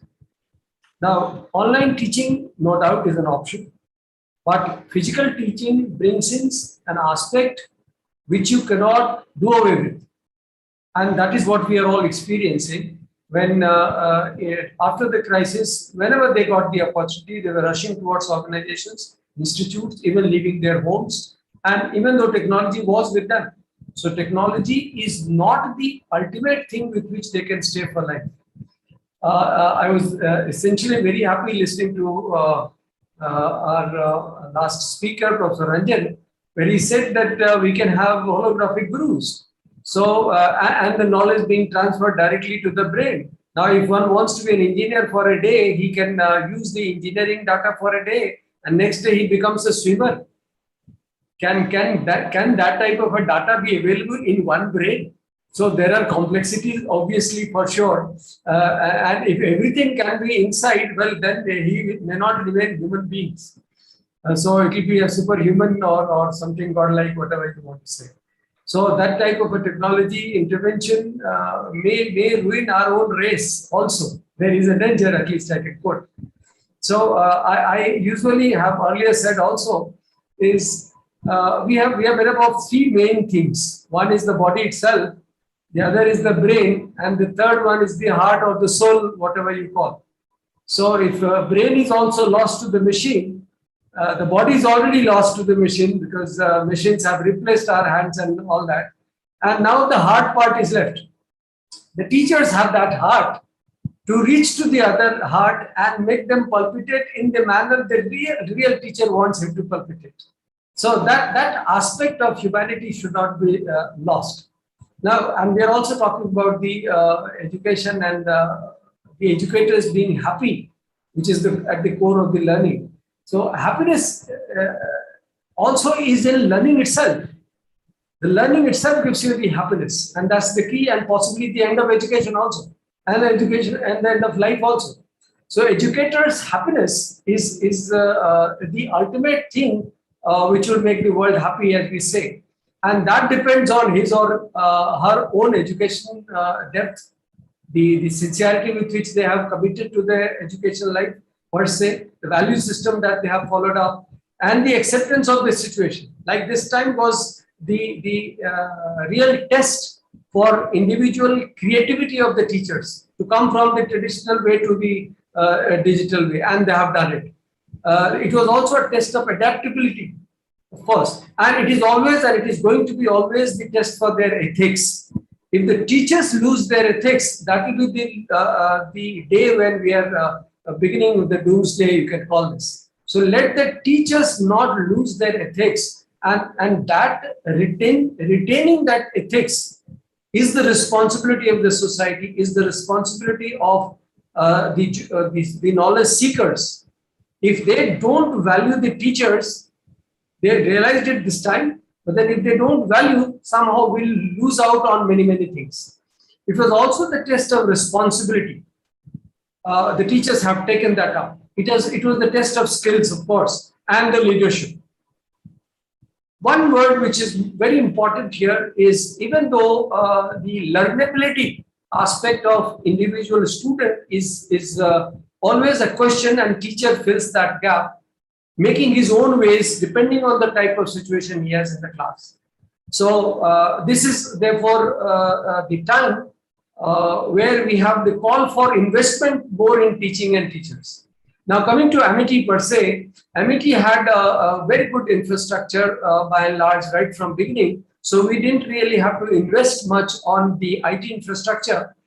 I think maybe in a day or two we shifted to this, except that we had to train our faculty, and we had the trainers and a lot of softwares which are available at that time, and then slowly also evolved. We were using it, and we are very comfortable switching to this particular online process. But of course, the satisfaction level given to the student is always a question, and we are trying to fill that gap. I would end by saying that the institutional excellence, which is the real aim of any institution, especially educational institute, demands quality education and therefore quality educators. Therefore, the quality aspect should never be compromised, no matter how. And the digitization or the technological aspect, no doubt, has reduced the distance. It has also made many of us connected through at the global level. But nevertheless, we should not lose the human touch aspect of it. And MIT has come up strong, and we have handled things very, very well. And we are opening now very soon with things going nice next week or so. So that's the balance what we have to make between what we want and how clearly we understand what we want. So that balance has to be made. Thank you very much. Thank you so much, sir. I mean, like some great thoughts there, and I think Professor Ranjan has definitely sparked a debate here. This is basically how much technology can overtake humans and vice versa. Thank you so much, Professor Jha, for your wonderful thoughts. Our best wishes to Amity University. It's definitely one of the best universities in the country. Thank you. Dr. Parmeswaran, I have to request you something, sir. We have Dr. Akhtar with us, and he has to go for prayers. And we sincerely apologize for holding everyone for so long. Dr. Akhtar, we would like to hear from you. Your thoughts, what your university has been doing, and what are the takeaways that we can have? Yeah, thank you for permission. Yeah, thanks for accepting my request, because there is the time for prayer. Okay. And really, I am thankful to WAC to giving me a chance with this, you can say, the esteemed educators. And I am really thankful. But see, Mr. Saurabh, you forget one thing. I have to see, we have to tribute to our martyrs, the teachers who lost their life in the COVID. In 20 months, lot of teachers, or you can say the healthcare doctors also, they are also teachers. They are teaching also in the medical colleges. They lost their life. Then we can tribute to them also. We can mourn for them also. Some seconds, and we forget this. We have to start earlier.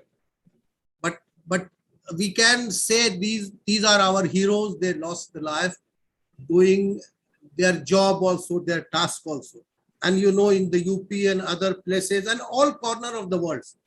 My friend also, some friends also here in Saudi Arabia, they lost their life during performing their duties and tasks also.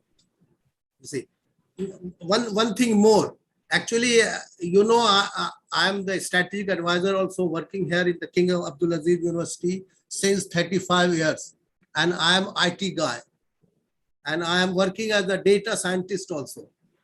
35 years before, when we start this computer job, you know, we used Windows 3.0 and DOS 3.0. I think some of our educators or maybe the technocrats, they not use this 3.0, DOS 3.0, or maybe the Windows 3, and we use the Oracle 6 and something.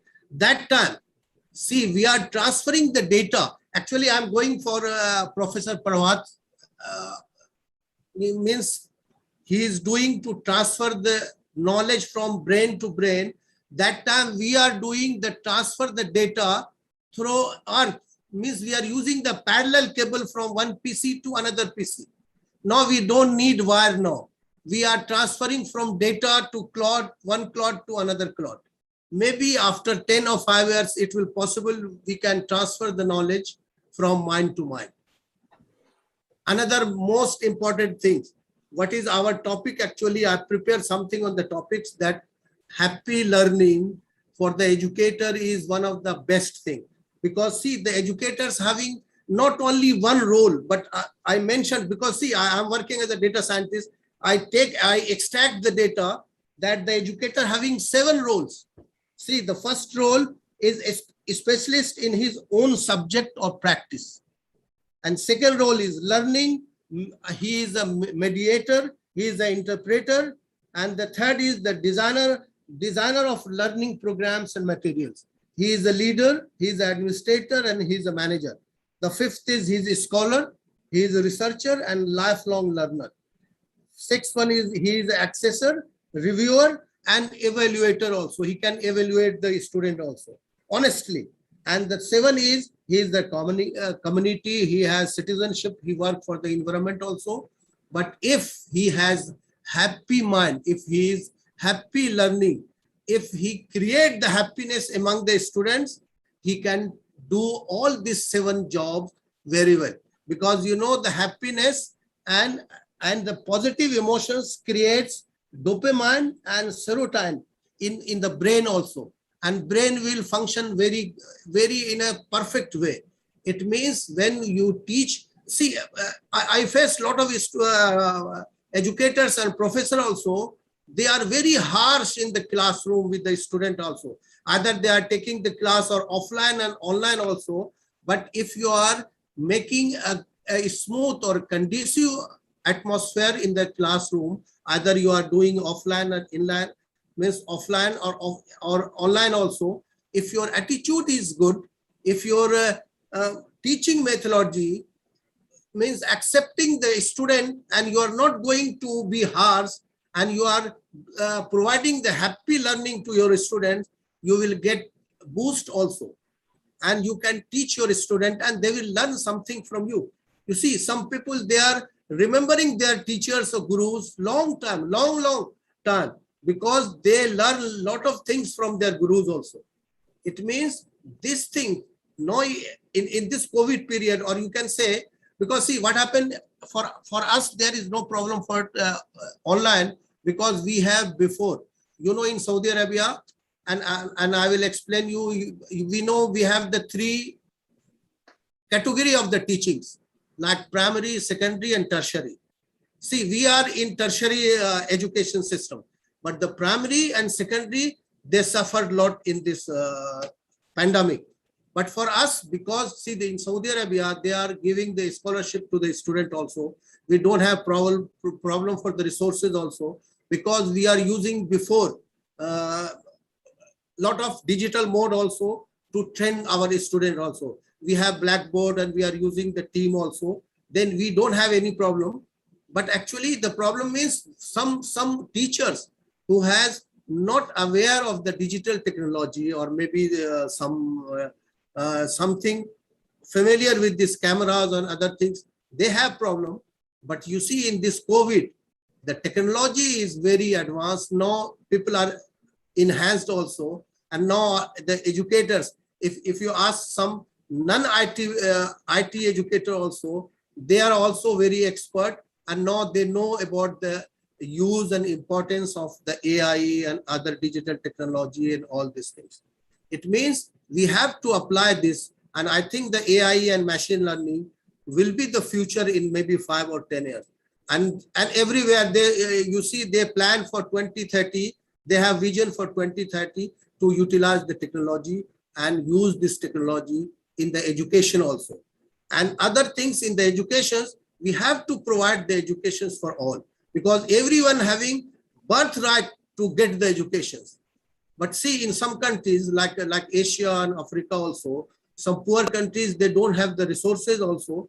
But our corporate world and the people should help them to provide all the resources, and they can give the free educations, at least to the primary level. And secondary and tertiary, maybe they can pay, but at least the primary level, the education should be free. This is my concern. And actually, I am very tired, 8 hours working in the university, and now I am waiting 3 hours here. This is my 11 hours job.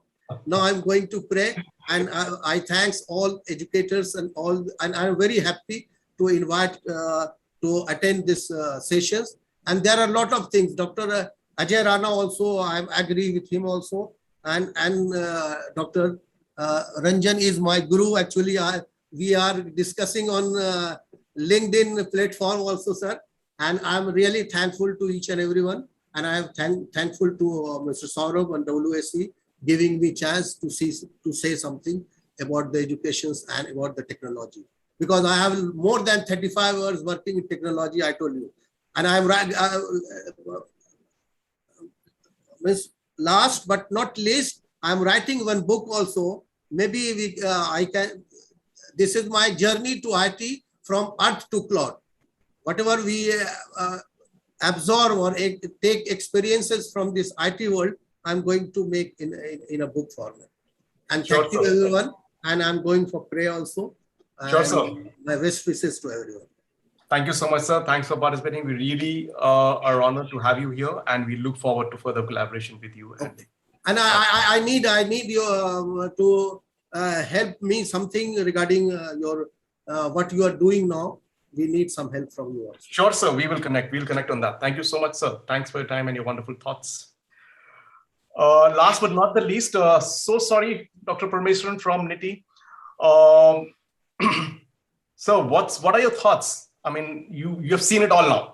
This is probably the last. We've already overrun by 45 minutes. So I'm sure you have the most observations, sir. Welcome, sir, and over to you, sir. Thank you for the World Assessment Council for inviting me as a speaker to this August event. And it's a great opportunity to meet and share the wisdom among the world educator. So I do not know what to tell, either good morning or good afternoon or good evening or good night. So I will tell namaste to all. Namaste, sir. See, we had a very big brainstorming because this credit I have to chat to our Chancellor, who made us to think when the COVID has come, when we are moving from the people told offline to online and traditional to modern. A few of the things, thought process which we have consolidated, whether it is good or bad, it consists of both.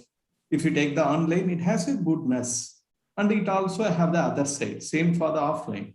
Fundamentally, one thing we have to understand: the education, if you take in the Indian culture, first, if you take the mother who shows recognize you, then she is showing your father, and the father is showing the teacher, and the teacher is showing the God. This is one part. But if you take the teaching, it is a synergy of mind, body, and soul. So it is a synergy of mind, body, and soul. In mind, you have conscious thinking, reasoning, choice, subconscious belief, attitude, and emotion, where the digital platform plays a bigger role. And if you take the soul and the body, yes, it does not play the role. So we have to clearly understand where we can inculcate or where we can introduce the digital platform. And if you take as a university in India, 50% of the total time is going only on examination. And if you go to the classroom, nearly 15 to 20 minutes of first classroom will take the attendance taken. So if you definitely when you introduce the digital platform, the time consumed for examination, we can reduce more than 50%, which we can use for effective time for teaching and research. Any institute, any university can improve if the teachers improve. If teacher has to improve, we have to give time for him to think. When we have the time for him to think, when the mundane work we reduce and give more time for him to think. The mundane work, how we reduce? Only by interventions of technology. So technology, we cannot tell it is bad, but we must know how it has to be done in proper way. It has to start from curriculum. Curriculum has three types of happy curriculum have the three types, three stages of curriculum. One is through our senses, it is momentary happiness. Then through our feelings in relationship, deeper happiness. Then through learning and awareness, it is a sustainable happiness. So it should start from the curriculum. In these first two parts will be taken by the digital platform, and the third, it cannot be done by the digital platform.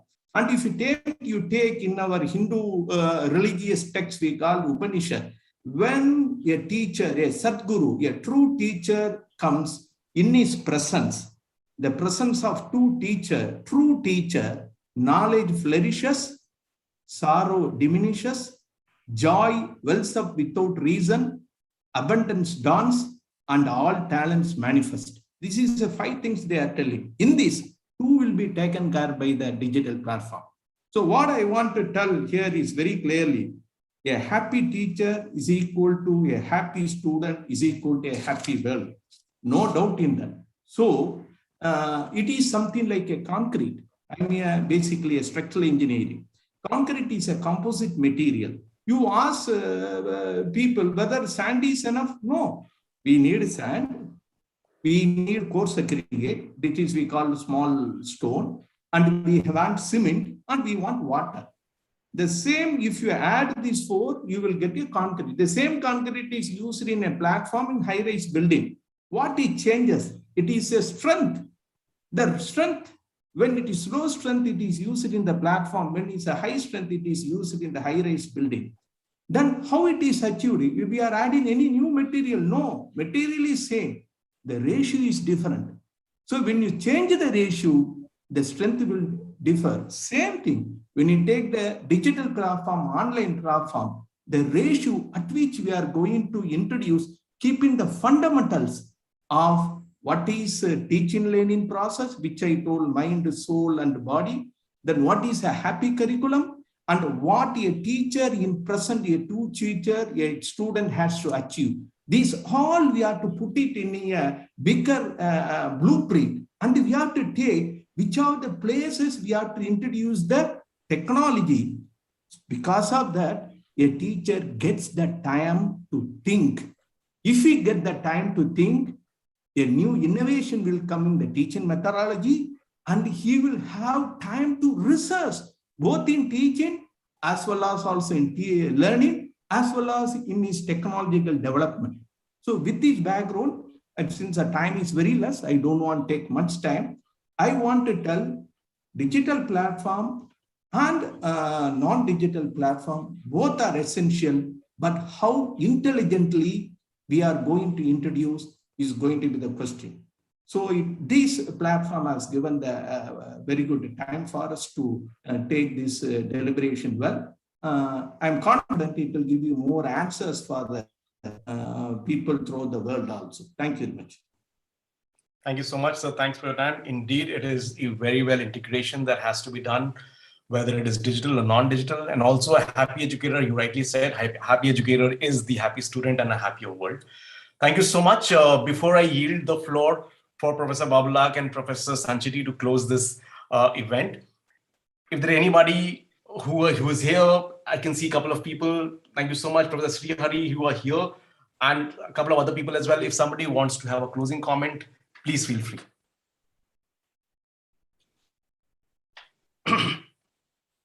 Else, let me yield the floor to Professor Sancheti and Professor Babulak. Over to you, Professor Sancheti. Okay, greetings once again, and a very wonderful session. I once again thank all the participants sharing many different facets of what we are discussing about teaching as a profession, teachers, educators, some of the other aspects, how we can benefit from technology.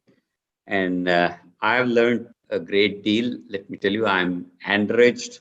My slides are full of notes, which I don't know how am I going to digest all that. But one thing. Sorry to interrupt. I thank you, Dr. Sandeep, who has first when I asked whether I had to join, you told you must join. Thank you very much, Dr. Sandeep. Please, sir, please. And I must say that it's wonderful. I wish it could have continued for some more time. But one thing for sure, that we need to amalgamate technology in our education in a way it is most appropriate, depending upon the subject, content, nature, interest, whatever it is. And the beauty with the technology is that it provides what we call anytime, anywhere, any mode, any language, any subject, any speed, any course combinations, all that. And tools like Eduard or the support from WAC or other agencies makes it possible, makes it simple, makes it flexible and implementable. So there is a great deal to enjoy that and move ahead in this profession. Like most other domains which are benefiting from technology, particularly Industry 4.0 or many other things which are there, 5.0 also, education should also happen in that way. And one last thing is, most of the technology today have been developed either for defense or medical applications and then have been adopted into teaching profession or teaching domain. It's my will and my wish that there should be a direct development of technology for educational purposes, and then it should migrate to some other fields. I think with this desire, I'd like to close my comments. I'd like to thank Saurabh, Professor Babulak, all other people who have been supporting WAC, and all of you for maintaining your availability in this session till end and for fantastic views. Good evening, good night, and good day to everyone who is present here. Thank you. Thank you.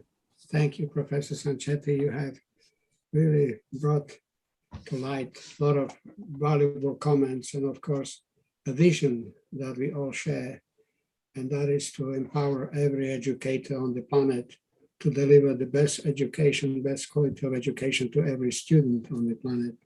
So on that note, once again, I'd like to say great thank you to everyone attending our wonderful ceremony of opening and launching Eudora. Congratulations to Sarab and his excellent team. Wonderful work of all co-founders and all behind the scenes, WAC team, and of course, all of you distinguished scholars who have joined us in this very important moment. I like to think that this is the breaking point when we are getting to the new era of education. And of course, all these fantastic views and discussions on futuristic educators and role of how to build the super brains. I like to believe that your students, wherever they are on the planet, could be future super minds. And hopefully in this collaboration and uniting together, we will make the launching successful. And of course, let us then look forward to future meetings, which I will leave to Sarab to coordinate and direct. So once again, thank you, good night, and namaste. Namaste. Thank you, everyone. Be well and safe, and I look forward to our communication and collaboration. Thank you. Thank you. Thank you. Thank you, Mr. Shrab Gupta, all the education, and Dr. Sandeep Sancheti, and all the very wisdomful educators, sir. Thank you very much. Thank you so much. Thank you so much, Professor Sancheti, Mr. Saurabh, Professor Babulak, and WAC, of course. It is a treat to conduct this learning today. Thank you so much. Thank you, Aveji. Thank you, Professor Kumar. Thank you, Professor Sandeep.